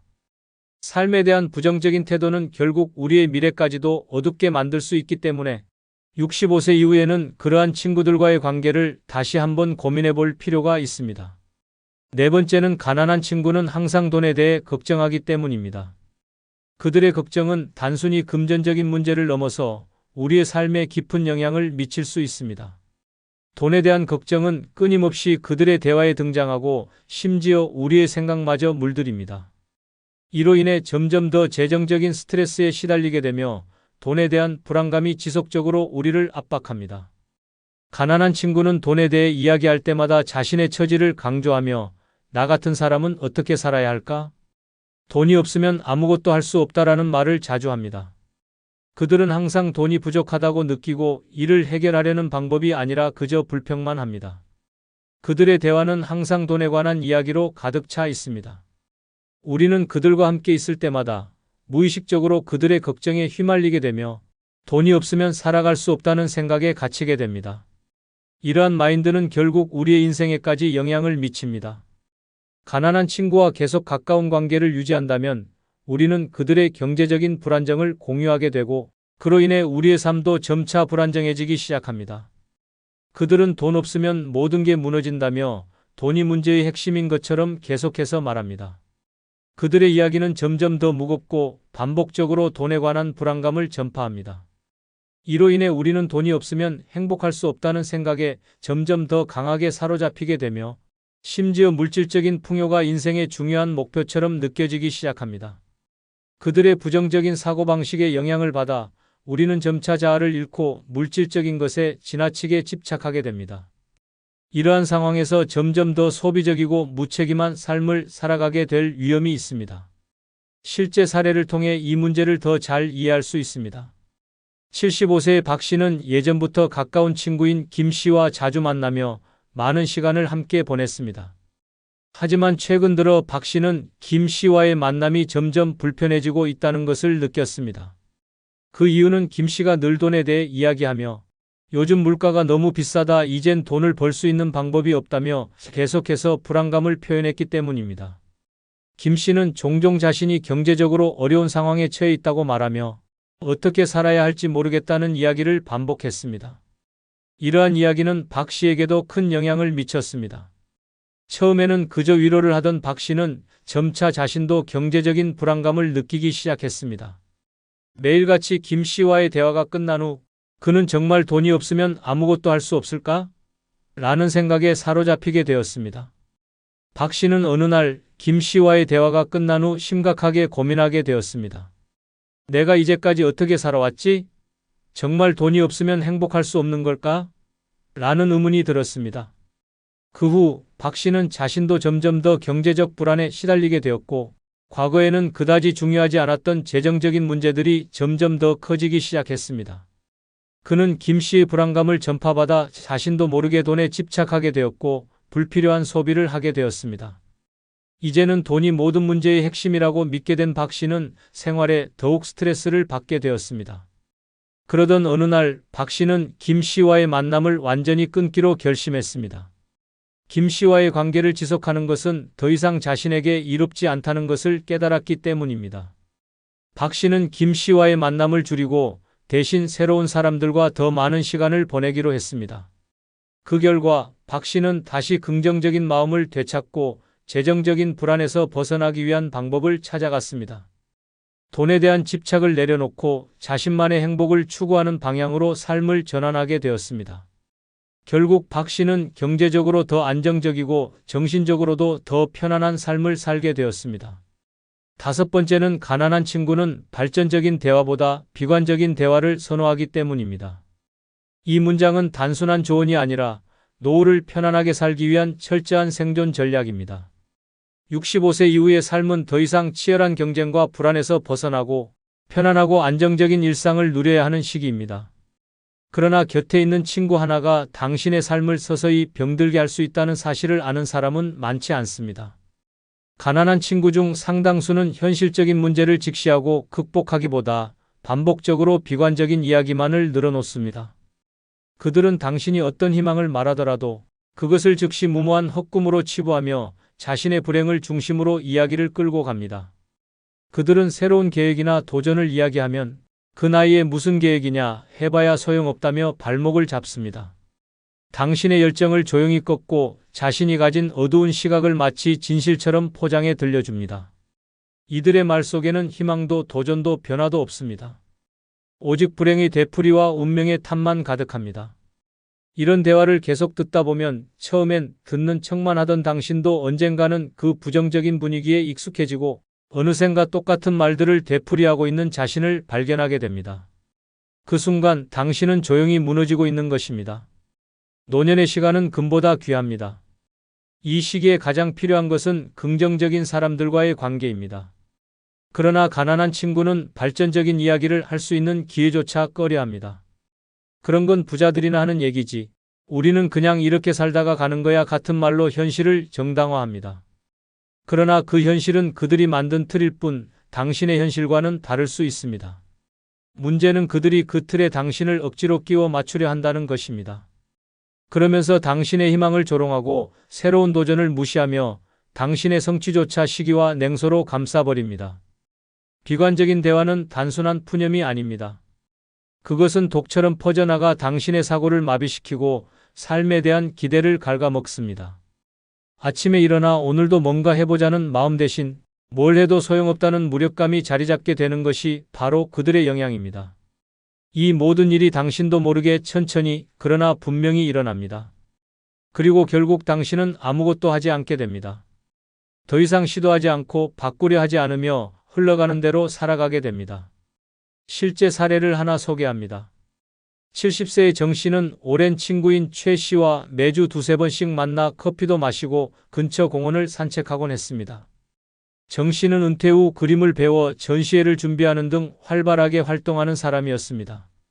하지만 최 씨는 만날 때마다 그 나이에 뭐 하러 그림을 그리냐, 전시회 해봐야 누가 오냐며 비꼬듯 말하곤 했습니다. 처음에는 웃어넘기던 정 씨도 점점 위축되기 시작했고 자신이 하고 있는 일이 정말 무의미한 건 아닐까 하는 생각이 들기 시작했습니다. 최 씨는 대화 중에도 항상 자신의 건강 걱정, 돈 걱정, 자식 걱정만 늘어놓았습니다. 그 이야기에는 언제나 어차피 잘 될 리 없다는 식의 결론이 따라왔고 정 씨가 무슨 긍정적인 이야기를 꺼내도 최 씨는 늘 차갑게 받아쳤습니다. 심지어 정 씨가 손수 만든 엽서를 선물하자 이런 걸 누가 사냐며 웃어넘겼습니다. 그 말에 정 씨는 상처를 받았고 그날 이후 엽서 만들기를 멈췄습니다. 그저 친구의 말 한마디에 그가 아끼던 취미와 열정이 꺾인 것입니다. 결정적인 날은 어느 비 오는 오후였습니다. 정 씨는 전시회를 앞두고 긴장도 되고 기대도 되던 날이었습니다. 그런데 그날도 어김없이 만난 최 씨는 전시회 날에 비 오는 거 보니 운도 없네라며 쓴웃음을 지었습니다. 그 말을 들은 순간 정 씨는 자신이 왜 이토록 지치고 무기력해졌는지 깨달았습니다. 그는 그날 이후로 최 씨와의 만남을 끊었습니다. 그리고 다시 엽서를 만들고 그림을 그렸습니다. 결국 전시회는 많은 사람들의 관심 속에 성공적으로 열렸고 정 씨는 다시 자신의 삶의 활력을 되찾았습니다. 구독, 좋아요 눌러주시면 감사하겠습니다. 노년의 자식이 부모를 모시지 않을 경우 현명하게 사는 방법 중 첫 번째는 노후 자금은 반드시 내 손에 쥐고 사는 방법입니다. 이 말은 단순한 조언이 아니라 인생을 지키는 절박한 생존의 원칙입니다. 노년의 자식이 부모를 모시지 않는 현실은 더 이상 뉴스가 아니라 주변의 흔한 이야기입니다. 사랑으로 키운 자식이지만 현실 앞에선 그 사랑도 종종 외면당합니다. 부모의 희생을 당연하게 여기고 부모의 재산을 자기 몫처럼 생각하며 부모가 늙자마자 관심을 거두는 자식도 있습니다. 믿고 맡긴 재산이 오히려 부모의 설 자리를 빼앗는 잔인한 무기가 되는 경우도 적지 않습니다. 돈이 없어도 서럽지만 돈이 있어도 그 돈을 빼앗긴 채 늙어가는 건 더 끔찍한 비극입니다. 남은 노후를 기대하며 자식에게 전 재산을 넘긴 순간부터 시작되는 냉대는 상상 이상으로 많습니다. 심지어 일부 자식들은 이미 다 받았으니 이제 부모 책임도 끝났다는 식으로 행동하기도 합니다. 그런 현실 앞에서 노후 자금을 지키지 않는다는 건 스스로 삶의 밑바닥을 향해 걸어들어가는 것과 다르지 않습니다. 노후 자금은 단순한 생활비가 아닙니다. 존엄을 지키는 수단이며 선택권을 쥐는 무기입니다. 병원에 갈 때도 요양보호인을 부를 때도 혼자 밥을 먹는 순간에도 필요한 건 바로 그 자금입니다. 자식에게 손 벌리는 순간 관계는 바뀝니다. 자식의 눈치를 보게 되고 자신이 짐처럼 느껴지기 시작합니다. 이는 자존감의 붕괴로 이어지고 결국은 삶에 대한 의지마저 꺾이게 됩니다. 누구나 자식에게 모든 걸 주고 싶은 마음이 있습니다. 하지만 그 마음보다 중요한 건 내가 내 삶의 주인으로 끝까지 살아가는 것입니다. 내 돈은 내가 쓰기 위해 있는 것이고 내 노후를 위해 모은 자산은 내가 결정하고 내가 관리해야 합니다. 죽기 전에 한 푼도 남기지 않고 써야 진짜 잘 산 것이다라는 말은 단순한 어세가 아니라 노년의 자존을 지키는 철학입니다. 돈이 있으면 선택이 생깁니다. 누군가에게 의지하지 않아도 되고 내가 원하는 방식으로 살아갈 수 있습니다. 요양병원에 갈지, 방문 간호를 받을지, 식사를 시켜 먹을지 전부 돈이 결정합니다. 그런데 그 돈을 남이 쥐고 있다면 그 결정권도 남의 몫이 됩니다. 그것은 노년이 아닌 감금입니다. 부산 기장에 사는 김영희 할머니는 올해 79세입니다. 남편과 사별한 후 외동아들과 함께 살기로 하며 집과 예금 전부를 아들 명의로 바꿔줬습니다. 아들의 부탁이었고 어차피 자기 재산이니 믿었습니다. 처음엔 잘 지냈지만 1년이 채 지나지 않아 상황이 달라졌습니다. 며느리는 대놓고 눈치를 주었고 아들은 엄마, 이제 애들 학원비도 많고 라며 생활비 지원을 거절했습니다. 결국 김할머니는 하루에 2끼만 챙겨 먹고 전기장판 하나로 겨울을 버텼습니다. 하루는 병원에서 정기검진을 받으려 했지만 택시비가 아까워 걸어가다 쓰러졌습니다. 그날 이후 김할머니는 결심했습니다. 딸처럼 지내던 이웃에게 도움을 받아 변호사와 상담을 시작했고 어렵게 법적 소송을 거쳐 집 일부와 예금 일부를 다시 돌려받았습니다. 이후 작은 원룸으로 옮겨 살면서 최소한의 생활비와 건강관리비를 자신이 직접 관리하고 있습니다. 그녀는 요즘 매일 새벽에 일어나 커피 한 잔을 마시며 웃습니다. 이제야 살 것 같다고 말합니다. 누구의 눈치도 보지 않고 내가 내 돈으로 밥 먹고 병원 가고 가끔 친구 만나 커피 마실 수 있는 이 자유가 인생 최고의 사치라고 말합니다. 자식에게 전부 주고 고개 숙이는 삶보다는 내 손에 돈 쥐고 당당하게 늙는 삶이 훨씬 아름답고 행복하다는 걸 김할머니는 이제야 깨달았다고 말합니다. 두 번째는 재산 증여는 천천히 신중하게 진행하는 방법입니다. 사랑은 순간일 수 있지만 재산은 평생의 결과입니다. 자식이 아무리 사랑스럽고 믿음직스럽게 보여도 재산 앞에서는 본심이 달라지는 경우가 많습니다. 특히 부모가 나이가 들면 자식은 자연스럽게 이제 내 차례라고 생각하게 됩니다. 하지만 부모 입장에서 재산은 단순한 돈이 아닙니다. 평생 땀 흘려 만든 인생의 결실이며 노후를 지탱해줄 마지막 안전망입니다. 이 중요한 자산을 너무 빨리, 너무 쉽게 넘기는 순간 부모의 인생은 자식의 눈치 속으로 들어가게 됩니다. 세상엔 참 씁쓸한 진실이 있습니다. 재산을 주면 사람이 변한다는 말은 단순한 겁주기가 아닙니다. 실제로 많은 부모들이 자식에게 집을 넘기고 예금을 나눠주고 상속을 미리 정리한 후부터 자식의 태도가 차가워졌다고 말합니다. 손주를 데리고 자주 오던 며느리가 발길을 끊고 전화 자주 하던 아들이 점점 무뚝뚝해지고 결국 부모는 집안에서 조용히 잊혀지는 존재가 됩니다. 재산은 사랑의 증표가 아닙니다. 신뢰의 결과로 주는 것도 아닙니다. 그것은 철저하게 내 인생의 권한이며 내가 살아있는 한 내가 결정해야 할 권리입니다. 너무 쉽게, 너무 일찍, 너무 감정적으로 넘기는 순간 돌이킬 수 없는 후회를 남깁니다. 그리고 그 후회는 단순한 돈의 문제가 아니라 관계의 균열과 존엄의 상실로 이어집니다. 특히 많은 부모들이 어차피 다 줄 건데 지금 주는 게 낫지라고 생각합니다. 하지만 그것은 함정입니다. 지금이라는 시점은 자식에게는 완료가 되고 부모에게는 소외가 됩니다. 사랑이라는 이름으로 모든 재산을 증여하고 난 뒤 연락이 끊긴 자식들, 병원 한번 데려가지 않는 가족들, 결국 요양시설에서 쓸쓸히 눈을 감는 어르신들의 사연은 우리 주변에 넘쳐납니다. 증여는 나를 위한 선택이어야 합니다. 자식이 나를 돌보지 않아도 내 삶이 무너지지 않도록 준비된 상태에서 내가 통제할 수 있는 범위 내에서 천천히 나누는 것이 가장 현명합니다. 믿음이 아니라 시스템으로, 감정이 아니라 계획으로 진행해야 합니다. 필요하다면 변호사, 세무사, 공증인의 도움을 받아 정확하고 안전하게 진행해야 합니다. 증여는 끝이 아니라 시작이며 그 이후의 삶이 더 중요하다는 사실을 잊지 말아야 합니다. 서울 송파구에 사는 윤정희 할머니는 76세입니다. 3남매를 두었고 막내 아들이 가장 속 깊고 살뜰하게 챙겼습니다. 윤 할머니는 막내에게 미안한 마음이 컸습니다. 자식들 중 가장 늦게 자리 잡았고 경제적으로도 넉넉하지 않았기 때문입니다. 그래서 아파트를 미리 막내 아들 명의로 바꿔주었습니다. 내가 없어도 걱정 없이 살았으면 좋겠다는 마음이었습니다. 처음엔 고마워하던 아들이 점점 달라졌습니다. 집 근처에 살면서도 연락이 줄었고 병원에 데려다 달라는 부탁에도 바쁘다며 거절하기 일쑤였습니다. 어느 날은 윤 할머니가 갑자기 어지럼증을 느껴 혼자 병원 응급실에 가야 했습니다. 그날 이후 그녀는 스스로 묻기 시작했습니다. 내가 집을 주지 않았다면 지금도 이렇게 혼자였을까? 결국 윤 할머니는 이웃 아주머니와 친해져 동네에서 함께 병원도 가고 장도 보고 반찬도 나눠 먹는 생활을 시작했습니다. 그러던 어느 날 그 아주머니가 조심스레 물었습니다. 정희 언니, 아파트는 왜 그렇게 일찍 넘겼어? 그 순간 윤 할머니는 웃으며 말했습니다. 그땐 내가 현명하다고 생각했는데 지금은 그냥 성급했다고 느껴. 그리고 덧붙였습니다. 다음 생에 태어나면 재산은 손에 꼭 쥐고 살 거야. 천천히, 아주 천천히 나눠줄 거야. 이야기를 들은 동네 어르신들이 다들 박수를 쳤습니다. 그리고 농담처럼 말했습니다. 우리끼리 약속하자. 죽기 전까지 재산은 손에 쥐고 살자고. 웃음 속엔 진심이 담겨 있었습니다. 재산은 미련 없이 나누는 것이 아니라 후회 없이 지키는 것이 먼저입니다. 그것이 노년을 현명하게 사는 진짜 지혜입니다. 세 번째는 내 건강과 돌봄을 위한 비용은 미리 떼어두는 방법입니다.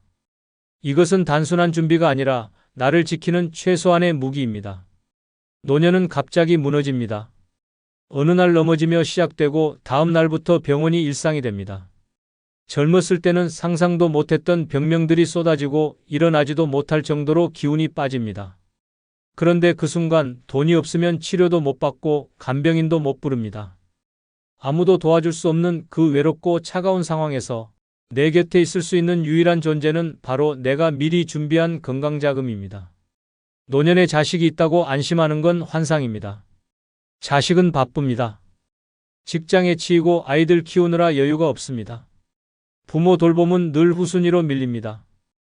효도는 말뿐이고 현실에서는 나중에라는 말만 되풀이됩니다. 그때 병원비 한 번 나올 돈조차 없다면 당신은 누구도 부를 수 없습니다. 괜찮겠지라는 안일한 마음으로 시간을 보내다 보면 결국 누워서 후회만 남게 됩니다. 돈은 숫자가 아닙니다. 돈은 곧 선택의 자유입니다. 병원이든 요양시설이든 건강검진이든 한 번 더 나를 살릴 수 있는 결정은 결국 비용에서 나옵니다. 그런데 그 돈이 준비되어 있지 않으면 선택은커녕 굴욕만 남습니다. 누군가에게 손 벌려야 하고 자존심을 버려야 하며 심지어 무시당하는 일도 감수해야 합니다. 이는 단순한 경제 문제가 아니라 인생의 존엄에 대한 이야기입니다. 누워있는 내 옆에서 물 한 컵 떠줄 사람도 없는 상황, 돈을 미리 떼어두지 않았다면 내 몸은 고통 속에 방치됩니다. 간병인을 부르려 해도 하루에 몇만 원씩 드는 비용은 만만치 않습니다. 자식에게 부탁했다가 이번 달 카드값이 많아서라는 말만 듣고 돌아오는 순간 그 고통은 외로움과 서러움으로 몇 배가 됩니다. 그래서 지금 준비해야 합니다. 건강보험은 기본이고 간병비와 병원비를 위한 예금 계좌를 따로 만들어두는 것입니다. 정기검진도 미루지 않고 받고 아플 경우를 대비한 병원 이동 계획도 세워야 합니다. 간병인이 필요할 경우 어떤 업체가 신뢰할 수 있는지도 미리 알아보고 상담을 받아둬야 합니다. 그런 준비가 나를 살립니다. 경기도 안양에 사는 오순례 할머니는 올해 82세입니다. 젊었을 때부터 남편 없이 세 아이를 키우며 악착같이 살았습니다. 3남매 모두 장성했고 결혼도 했지만 누구 하나 어머니를 모시겠다는 말은 없었습니다. 다들 형편이 어려워서라는 말만 되풀이될 뿐이었습니다. 그래서 오할머니는 70세가 되던 해 모든 예금 중 일부를 따로 빼어 건강돌봄 계좌를 만들었습니다. 주변에선 그 돈으로 손주 학원비라도 보태지라는 말도 있었지만 그녀는 단호했습니다. 내 몸이 망가지면 아무도 책임지지 않아. 내가 나를 지켜야지. 실제로 2년 전 오할머니는 갑자기 쓰러져 병원에 실려갔고 3주간 입원 치료를 받아야 했습니다. 자식들은 모두 바쁘다며 얼굴 한번 비추지 않았고 결국 간병인 도움 없이 지내야 했습니다. 하지만 그녀는 당황하지 않았습니다. 미리 준비해둔 건강돌봄 계좌에서 비용을 꺼내 간병인을 불렀고 필요한 약과 식사를 전부 해결했습니다. 병원에서 퇴원할 때 의사가 말했습니다. 보통은 자식 없으면 이렇게 못 버티시는데 대단하세요. 그 말에 오할머니는 이렇게 대답했습니다. 내 자식은 이 계좌야. 내가 키운 유일한 자식. 지금도 오할머니는 아프지 않더라도 매달 일정 금액을 건강계좌에 넣고 있습니다. 혹시 모를 내일이 나를 배신하지 않도록이라는 그녀의 말은 많은 어르신들의 마음을 울렸습니다. 내 몸은 내가 지켜야 합니다. 그리고 그 시작은 바로 내 건강과 돌봄을 위한 돈을 미리 떼어두는 그 순간입니다. 그것이야말로 노년을 진짜로 현명하게 살아가는 유일한 길입니다.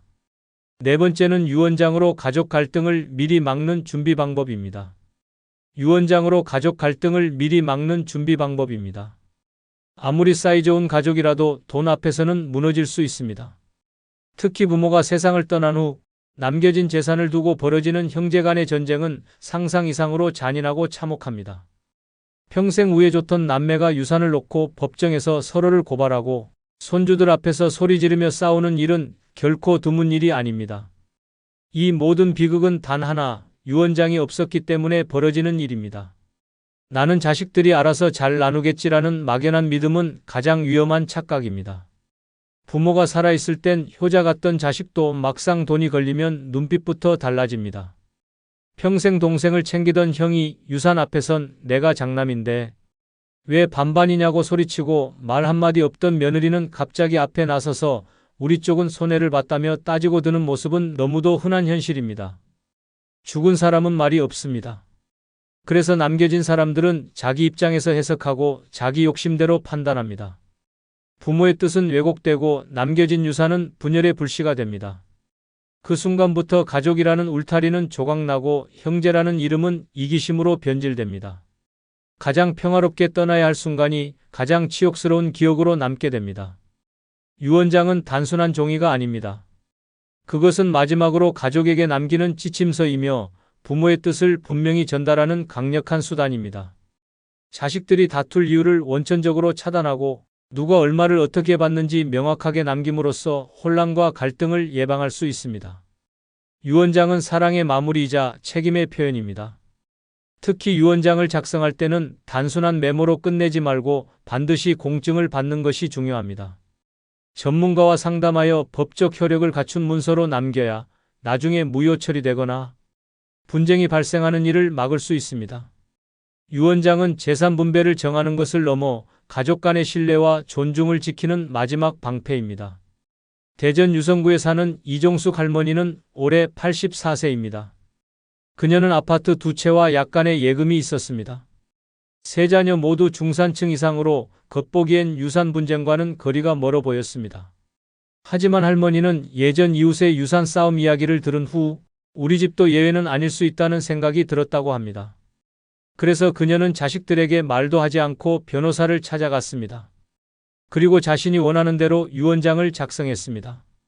큰딸에겐 살던 아파트를, 둘째 아들에겐 예금을, 막내딸에겐 자신이 거주하던 작은 집을 남기기로 했습니다. 그 이유도 유언장에 적었습니다. 이 아이들은 평생 서로에게 고마워하며 살아왔고 나는 각각의 상황을 고려했다는 문장이 인상 깊게 담겼습니다. 그녀는 유언장을 공증하고 사본을 변호사 사무실에 맡겨두었습니다. 몇 년 후 그녀가 세상을 떠나고 유언장이 공개되자 자식들은 잠시 놀랐지만 곧 고개를 끄덕였습니다.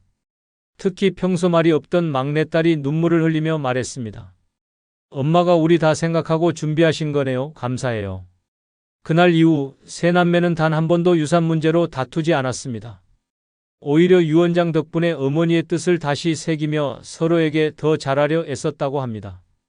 지금도 이종숙 할머니의 유언장은 동네 노인정에서 가장 현명한 마지막 선택으로 회자되고 있습니다. 유언장이 없었다면 아마 평생 남을 상처만 남았을 것입니다. 남겨진 가족이 미움이 아닌 감사로 기억할 수 있도록 유언장은 반드시 준비해야 할 노년의 지혜입니다. 5번째는 사기와 착취로부터 나를 지키는 금융 지식 갖추는 방법입니다. 사기와 착취로부터 나를 지키는 금융 지식 갖추는 방법입니다. 노년은 한평생 열심히 살아온 대가로 평온해야 하지만 현실은 그리 호락호락하지 않습니다. 요즘 사기꾼들은 어르신들의 눈물 위에 밥을 짓고 평생 모은 돈을 한순간에 가로채며 웃음을 짓습니다. 자식도 모시지 않는 세상에 믿을 사람이라고는 자신뿐입니다. 그런데 그 자신이 아무런 금융 지식 없이 살아간다면 결국 가장 약한 고리가 되어버립니다. 어르신들을 노리는 금융 사기는 해마다 정교해지고 있습니다. 전화로, 문자로, 심지어 직접 집을 찾아와 감언이설로 속입니다. 국민연금이 더 나올 수 있다. 정부 지원을 받을 수 있다. 자식에게 부담 주지 않게 장례비를 미리 준비하라는 말로 접근해 통장 비밀번호를 받아내거나 이름도 처음 들어보는 상품에 수천만 원을 투자하게 만드는 일이 비일비재합니다. 더 충격적인 건 이 모든 일이 자식의 무관심 속에서 벌어진다는 사실입니다. 부모를 챙기지 않는 자식은 많고 그 틈을 파고드는 사기꾼은 더욱 많습니다. 심지어 가족을 사칭해 돈을 요구하는 보이스피싱부터 잘 알고 지내던 이웃이 투자 명목으로 돈을 빌리고 사라지는 일도 일상입니다. 한 번 속으면 모든 걸 잃고 그 뒤에는 오직 후회와 눈물만 남습니다. 노년에는 철저하게 방어적인 금융 태도가 필요합니다. 모르는 전화는 받지 않고 통장은 한 개로 단순하게 관리하며 예금과 재산은 꼭 본인 명의로 분산해둬야 합니다. 절대로 비밀번호나 통장 정보를 다른 사람에게 알려줘서는 안 됩니다. 인터넷 사용이 익숙하지 않더라도 최소한의 금융 문자 알림은 반드시 설정해야 합니다. 또한 정기적으로 금융 상담을 받을 수 있는 복지기관이나 은행의 무료 상담, 창구를 활용하는 것도 좋은 방법입니다. 가장 중요한 건 돈을 지키는 것도 결국은 정보 싸움이라는 사실입니다. 모르면 당하고 알면 피할 수 있습니다. 친구 따라, 친척 따라 무작정 가입하는 보험이나 투자 상품은 피하고 이해되지 않는 조건에는 절대 사인하지 않아야 합니다. 아깝다고 생각하지 말고 작은 돈이라도 전문가와 상의하는 습관을 가져야 합니다. 노년의 돈은 생존이고 자존이고 마지막 자부심입니다. 그걸 남의 손에 쉽게 맡겨서는 안 됩니다. 전북 전주에 사는 김남희 할머니는 78세입니다. 그녀는 한때 친구 소개로 노후 보장형 황금 투자라는 말에 혹해 5천만 원을 한 회사에 투자했습니다. 친구는 매달 수익이 나온다며 할머니를 설득했고 친절한 직원은 정장을 차려입고 집까지 찾아와 서류를 챙겨갔습니다. 처음 2달은 이자처럼 소액이 입금되었지만 그 이후로는 연락이 끊기고 사무실은 텅 비어 있었습니다. 자식들에게 말도 못하고 경찰에 신고하러 가는 길은 너무도 참담했습니다. 내가 이렇게 무지했구나라는 생각에 자책만 쌓였습니다. 그러나 그 후 김할머니는 달라졌습니다.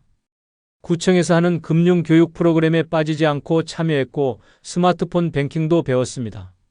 문자로 오는 보이스피싱도 직접 신고하고 이젠 주변 어르신들에게도 조심하라고 조언하는 노인 금융지킴이가 되었습니다. 어느 날 시장에서 만난 또래 아주머니가 이런 투자 하나 들어보자고 했을 때 김할머니는 단호하게 말했습니다. 난 내 돈, 이젠 내 손에만 있어. 세상에 공짜는 없고 투자보다 소중한 건 내 평온이야. 그 말에 아주머니는 고개를 끄덕이며 돌아갔고 김할머니는 속으로 이렇게 외쳤습니다. 이젠 나도 당하지 않아. 내가 나를 지킬 거야. 이처럼 금융 지식은 돈을 지키는 것이 아니라 인생을 지키는 무기입니다. 자식이 나를 모시지 않더라도 나는 내 지식으로 내 돈과 내 삶을 지킬 수 있어야 합니다. 그것이야말로 진짜 현명한 노년의 시작입니다. 끝까지 시청해 주셔서 감사합니다. 노인 자식이 노인 부모를 간병하는 장수시대. 곱게 늙는 방법 중 첫 번째는 외우기 훈련으로 기억력을 유지하는 뇌자극 활동입니다. 외우기 훈련으로 기억력을 유지하는 뇌자극 활동입니다. 지금 우리는 믿기 어려운 시대를 살고 있습니다. 자식이 늙고 부모가 더 늙은 시대입니다. 문제는 나이 든 자식이 먼저 치매에 걸리는 일조차 낯설지 않다는 현실입니다. 어느새 70세 자식이 95세 부모의 기저귀를 갈고 정신 잃은 아들의 배변을 받아내며 눈물을 훔치는 부모의 이야기가 뉴스 한 켠에 조용히 실립니다. 이것이 바로 100세 시대의 잔혹한 민낯입니다. 치매는 나이만 먹는다고 오는 것이 아닙니다. 준비하지 않으면 누구에게나 찾아오는 무서운 질병입니다. 아무리 건강하게 살아왔다 해도 기억을 지키지 못하면 나의 인생 전체가 무너집니다. 사람의 얼굴을 잊고 밥을 먹었는지도 기억하지 못하고 자신의 이름조차 잊는다는 것은 단순한 불편함이 아니라 존재의 상실입니다. 그보다 더 끔찍한 건 내가 사랑하는 사람의 얼굴을 알아보지 못하는 순간입니다. 그 시작은 단순한 깜빡임에서 옵니다. 약속 시간을 잊고 냉장고에 휴대폰을 넣고 말을 하다가 단어가 생각나지 않는 그런 사소함들이 쌓여갑니다. 그러다 어느 날 완전히 낯선 표정으로 자식의 이름을 묻는 날이 오게 됩니다. 그리고 그날이 온 이후로는 되돌릴 수 없습니다. 그 끔찍한 미래를 피할 수 있는 단 하나의 방법은 지금입니다. 뇌를 자극하고 기억을 훈련하는 작은 습관들이 그 미래를 막는 유일한 무기입니다. 외우기 훈련은 치매 예방에 가장 기본적이지만 강력한 방법입니다. 매일 짧은 시나 글귀를 외우는 1, 전화번호 하나를 기억해보는 1, 어제 만난 사람의 이름을 기억하려 애쓰는 1, 이 모든 게 뇌를 살리는 훈련입니다. 처음엔 귀찮고 힘들 수 있습니다. 하지만 그 반복이 쌓이면 뇌는 점점 활력을 찾습니다. 뇌는 자극을 줄수록 살아납니다. 사용하지 않으면 죽고 사용하면 다시 깨어나는 것이 바로 뇌입니다. 외우기 훈련은 단지 암기하는 과정이 아닙니다. 뇌 속의 회로를 되살리고 기억의 저수지를 깊게 만들며 사고력을 유지시켜주는 생존 전략입니다. 오늘 외운 짧은 시 한 줄이 내일의 자존감을 지키고 모레의 인격을 지켜주며 언젠가 올 외로움 속에서 나를 붙잡아줄 마지막 줄기가 됩니다. 전남 목포에 사는 93세 정일순 할머니는 아직도 아침마다 손글씨로 시 한 편을 적고 외웁니다. 그녀의 아들 김석진 씨는 올해 71세입니다. 공무원으로 정년 퇴직하고 손자까지 본 어른입니다. 그런데 몇 년 전부터 김 씨는 기억의 혼란을 겪기 시작했습니다.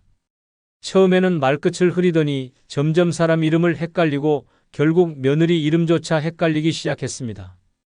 병원에서는 조기 치매 판정을 내렸습니다. 그런데 더 놀라운 건 그를 간병하게 된 사람이 바로 93세의 어머니였습니다. 정할머니는 아들의 대소변을 받아내고 밤마다 너 누구야라고 묻는 아들의 질문에 눈물로 대답합니다. 나는 내 엄마야. 너 낳은 엄마야. 그 모습을 본 이웃들은 말합니다. 부모가 자식을 지키는 건 평생이구나. 정할머니는 이렇게 말합니다. 내가 안 무너질 수 있었던 건 매일 외우고 적고 읽은 덕분이야. 나도 늙었지만 내 정신은 아직 내가 지켜야 하거든. 그녀는 지금도 매일 청산리 벽계수야 수의감을 자랑말하로 시작하는 시를 외우며 뇌의 힘줄을 다시 묶습니다. 치매라는 괴물 앞에서 외우는 힘 하나로 자신의 정신을 지키고 치매에 걸린 아들을 지켜내고 있습니다. 곱게 늙는다는 건 얼굴이 예쁘고 주름이 적은 것이 아닙니다. 기억을 지키고 정신을 지키며 마지막까지 나답게 사는 것입니다. 외우기 훈련은 작지만 위대한 노년의 방패입니다. 오늘 외운 시 한 줄이 내일 당신의 이름을 지켜줄 것입니다. 곱게 늙는 방법. 두 번째는 신선한 채소와 과일을 꾸준히 섭취하는 식단입니다. 신선한 채소와 과일을 꾸준히 섭취하는 식단입니다. 늙어서도 건강하게 사는 비결은 멀리 있지 않습니다. 병원 문턱을 줄이고 약 봉지를 줄이는 가장 확실한 방법은 매일 접하는 밥상에 있습니다. 특히 신선한 채소와 과일은 그 어떤 보약보다 강력한 생명력의 근원이 됩니다. 그런데 많은 노인들이 정작 가장 중요한 이 식단을 놓치고 있습니다. 귀찮다는 이유로, 입맛에 안 맞는다는 이유로, 씹기 불편하다는 이유로 밥상에서 채소와 과일을 점점 멀리합니다. 그 결과는 비만, 당뇨, 고혈압, 심지어 치매까지 이르는 끔찍한 병들의 행렬입니다. 노인이 된 자식이 더 늙은 부모를 간병하는 장수시대에 무너지는 건 다리보다 위장이고 눈보다 혈관이며 말보다 혈당입니다. 나이 70 먹은 자식이 당뇨로 시력을 잃고 90 넘은 부모가 자식의 인슐린 주사를 놓는 기막힌 현실은 더 이상 드라마 속 이야기가 아닙니다. 그 무너짐의 출발은 하나같이 염분과 기름, 단맛에 찌든 식습관입니다. 채소는 몸을 청소하고 과일은 생명을 세척합니다. 신선한 채소는 노인의 장을 부드럽게 비워주고 혈관을 깨끗이 씻어주며 변비와 고혈압, 혈관성 치매를 예방하는 최고의 해독제입니다. 과일에 들어있는 천연당과 항산화 성분은 뇌를 지켜주고 피부를 살리고 면역을 올려줍니다. 이 둘이 하루의 식단에 고정으로 올라오는 삶과 일주일에 한 번 먹는 삶은 결국 몇 년 후 전혀 다른 모습의 노년을 만들어냅니다.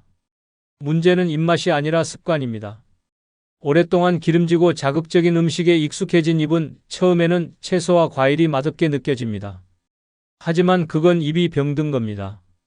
꾸준히 먹다 보면 몸이 먼저 달라집니다. 소화가 편해지고 혈압이 안정되며 대변이 시원해지고 피부가 매끈해지는 기적 같은 변화가 찾아옵니다. 입맛은 늙어도 몸은 정직합니다. 꾸준히 채소와 과일을 받아들이는 몸은 반드시 답을 줍니다. 노년에는 약보다 음식이 먼저입니다. 정해진 시간에 식사하고 몇 끼마다 2가지 이상의 채소를 곁들이고 하루 한 번은 계절 과일을 먹는 것만으로도 건강한 노년의 기초 체력이 완성됩니다. 이 습관 하나로 뇌 건강, 심혈관 건강, 대사 건강까지 챙길 수 있다면 더 말할 필요도 없습니다. 가장 쉬우면서도 가장 강력한 건강 전략이 바로 신선한 채소와 과일입니다. 경남 거창에 사는 91세 박윤자 할머니는 지금도 눈이 맑고 허리도 꼿꼿하며 혼자 버스를 타고 장에 갑니다.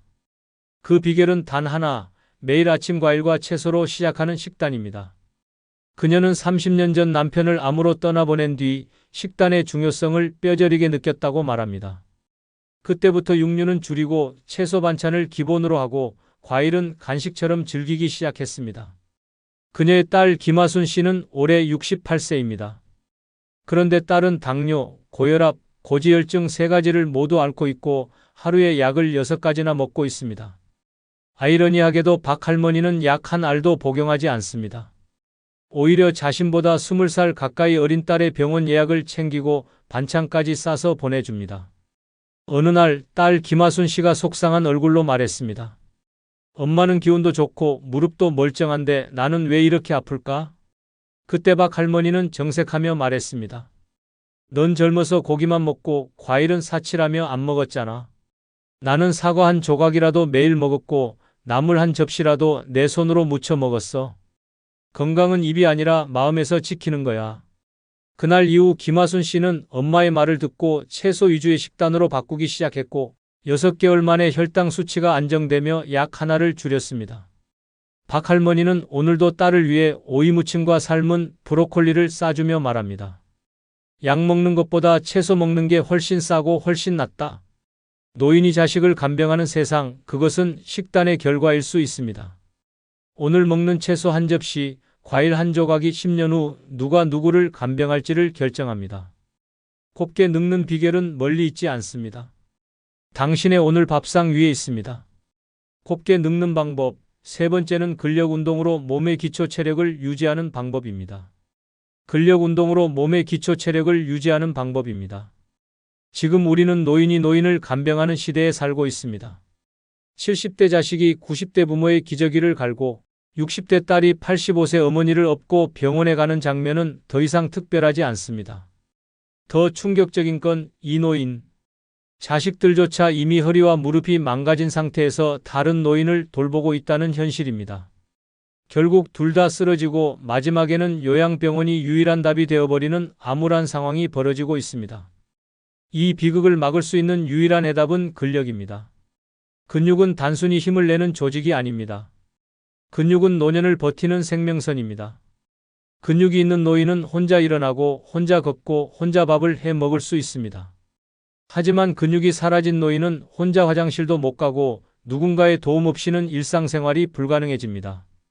문제는 40대 이후 매년 1%씩 근육량이 감소한다는 사실입니다. 70세가 되면 절반 가까운 근육이 사라져 있고 이미 몸은 넘어지기 직전까지 약해져 있습니다. 넘어지면 어떻게 될까요?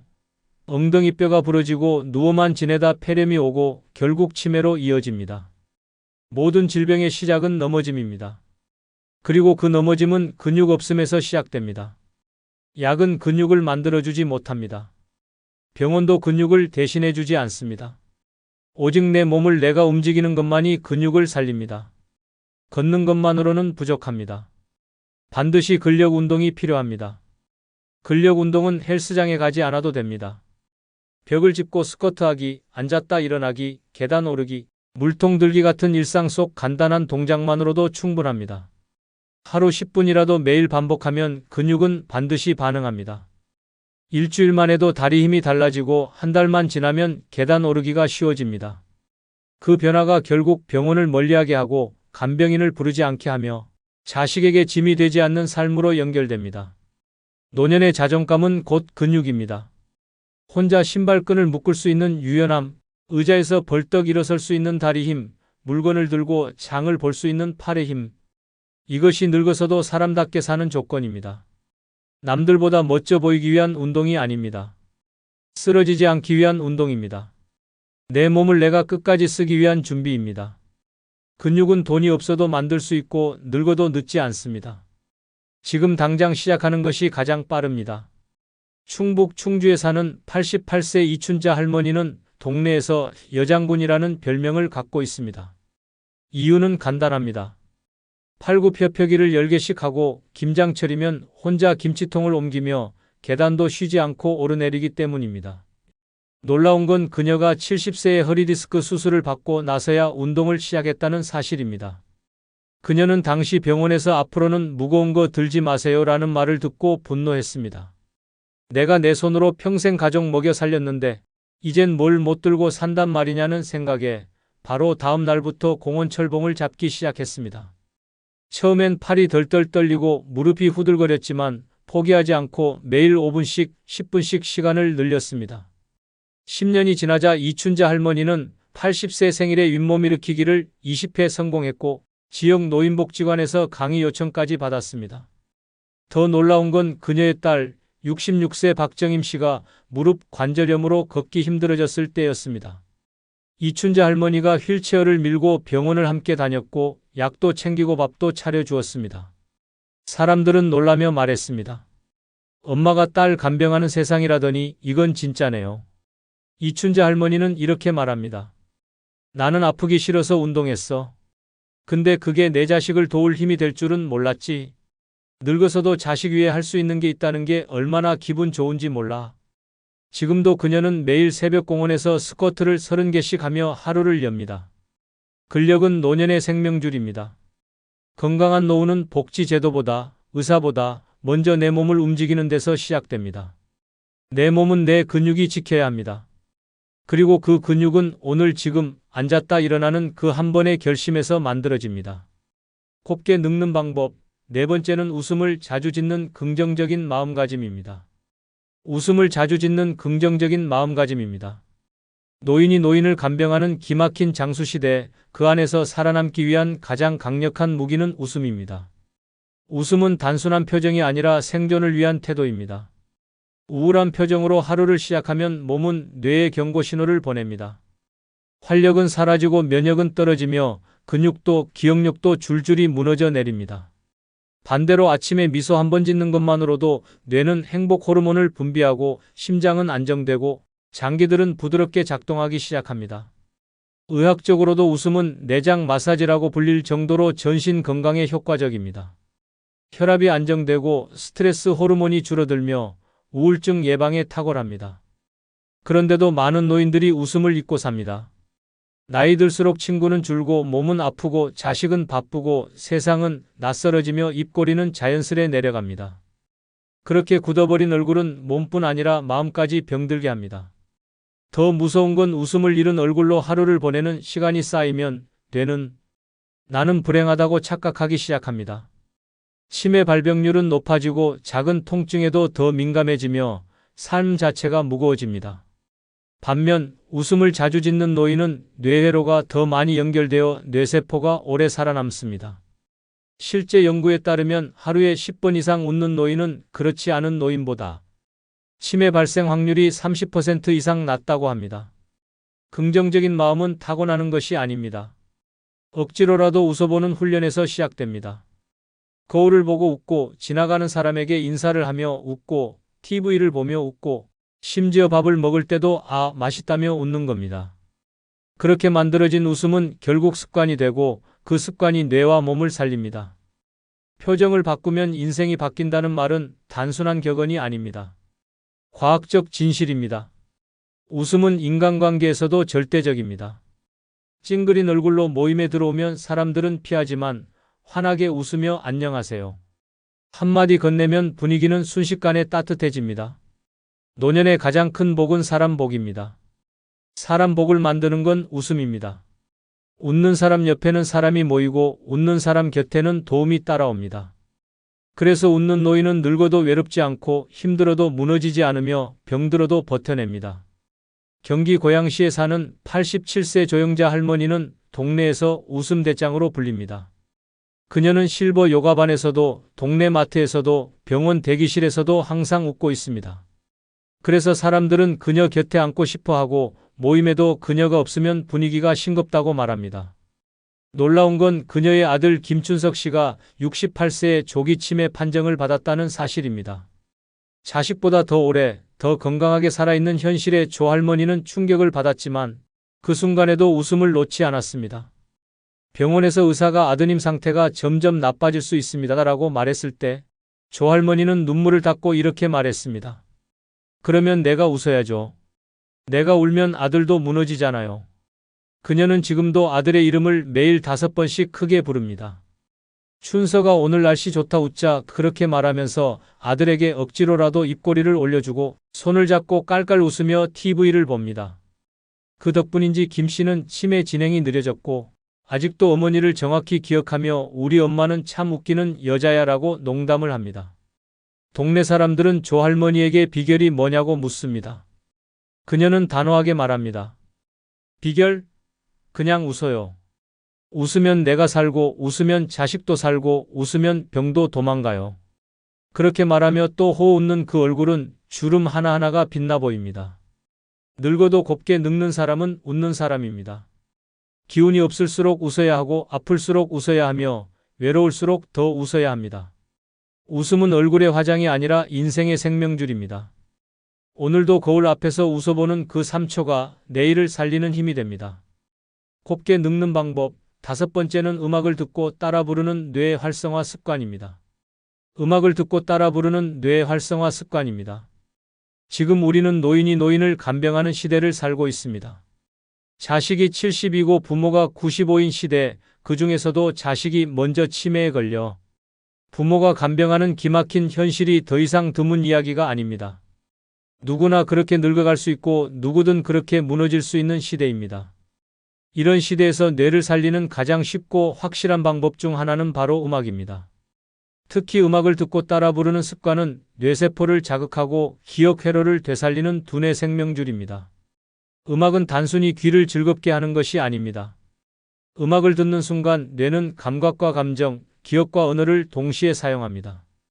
이때 따라 부르면 언어 영역이 활성화되고 가사를 기억하려는 과정에서 해마가 작동하며 멜로디와 리듬을 익히는 과정에서 좌우뇌가 동시에 자극됩니다. 이처럼 음악을 듣고 따라 부르는 활동은 두뇌 전체를 깨우는 고도의 인지 활동입니다. 무서운 사실은 뇌는 사용하지 않으면 빠르게 썩는다는 점입니다. 3일간 말 한마디 안 하고 일주일간 감정을 표현하지 않으면 뇌는 점점 멈추는 법을 배우게 됩니다. 그렇게 굳어버린 뇌는 아무리 약을 써도 살아나기 힘듭니다. 하지만 음악은 그런 뇌를 다시 움직이게 만드는 기적의 도구입니다. 특히 추억이 담긴 옛 노래는 과거의 기억을 끌어올리며 잊고 있던 감정과 얼굴, 이야기들을 떠올리게 합니다.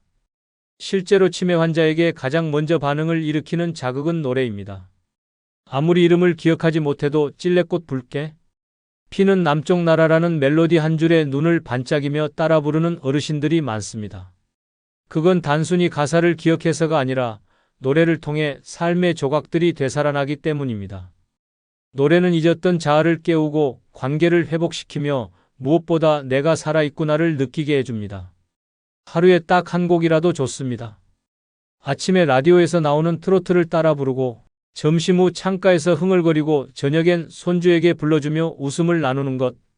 이 단순한 반복이 뇌를 살리고 마음을 살리고 결국은 삶을 살립니다. 노래는 돈도 시간도 장소도 필요하지 않습니다. 마음만 있으면 언제든 가능한 최고의 뇌 운동입니다. 경기도 부천에 사는 90세 오인숙 할머니는 매일 아침 첫 번째 할 일이 노래 틀기입니다. TV보다 신문보다 먼저 전축에 CD를 올립니다. 첫 곡은 늘 돌아와요 부산항에입니다. 이 노래가 끝나면 벌써 그녀의 표정은 밝아지고 얼굴엔 미소가 번집니다. 놀라운 건 그녀의 아들 김진호 씨가 67세로 이미 경도인 지장의 판정을 받았다는 사실입니다. 김 씨는 평생을 성실하게 살았지만 퇴직 후 무기력과 우울감에 빠졌고 점점 기억이 흐려지기 시작했습니다. 처음엔 우편함 번호를 잊었고 나중엔 아내의 생일도 잊었습니다. 그때 오인숙 할머니는 결심했습니다. 우리 아들을 음악으로 살리자. 매일 한 곡씩 같이 듣고 부르기 시작했습니다. 처음엔 어색해하던 김 씨도 어느 순간부터 무조건이야를 부르며 박자를 맞추기 시작했습니다. 노래가 끝나면 어머니와 마주보고 웃었고 점점 얼굴에 생기가 돌았습니다. 지금도 오할머니는 매일 아들과 함께 노래를 부릅니다. 주말이면 가족 노래방이라는 이름으로 손주들까지 모아놓고 콘서트를 엽니다. 그때마다 김 씨는 정확한 가사보다 더 또렷한 눈빛으로 노래를 따라 부릅니다. 저 푸른 초원 위에 그림 같은 집을 짓고를 부를 때 오할머니는 눈물이 납니다. 아직 우리 아들은 살아있어요. 노래는 뇌를 살리고 관계를 살리고 결국 가족을 살립니다. 늙어도 곱게 늙는 사람은 흥얼거릴 수 있는 사람입니다. 노래는 나를 잊지 않게 만드는 최고의 약이고 가장 즐거운 운동입니다. 오늘 한 곡, 그 한 줄의 멜로디가 내일의 나를 지켜줄 힘이 됩니다.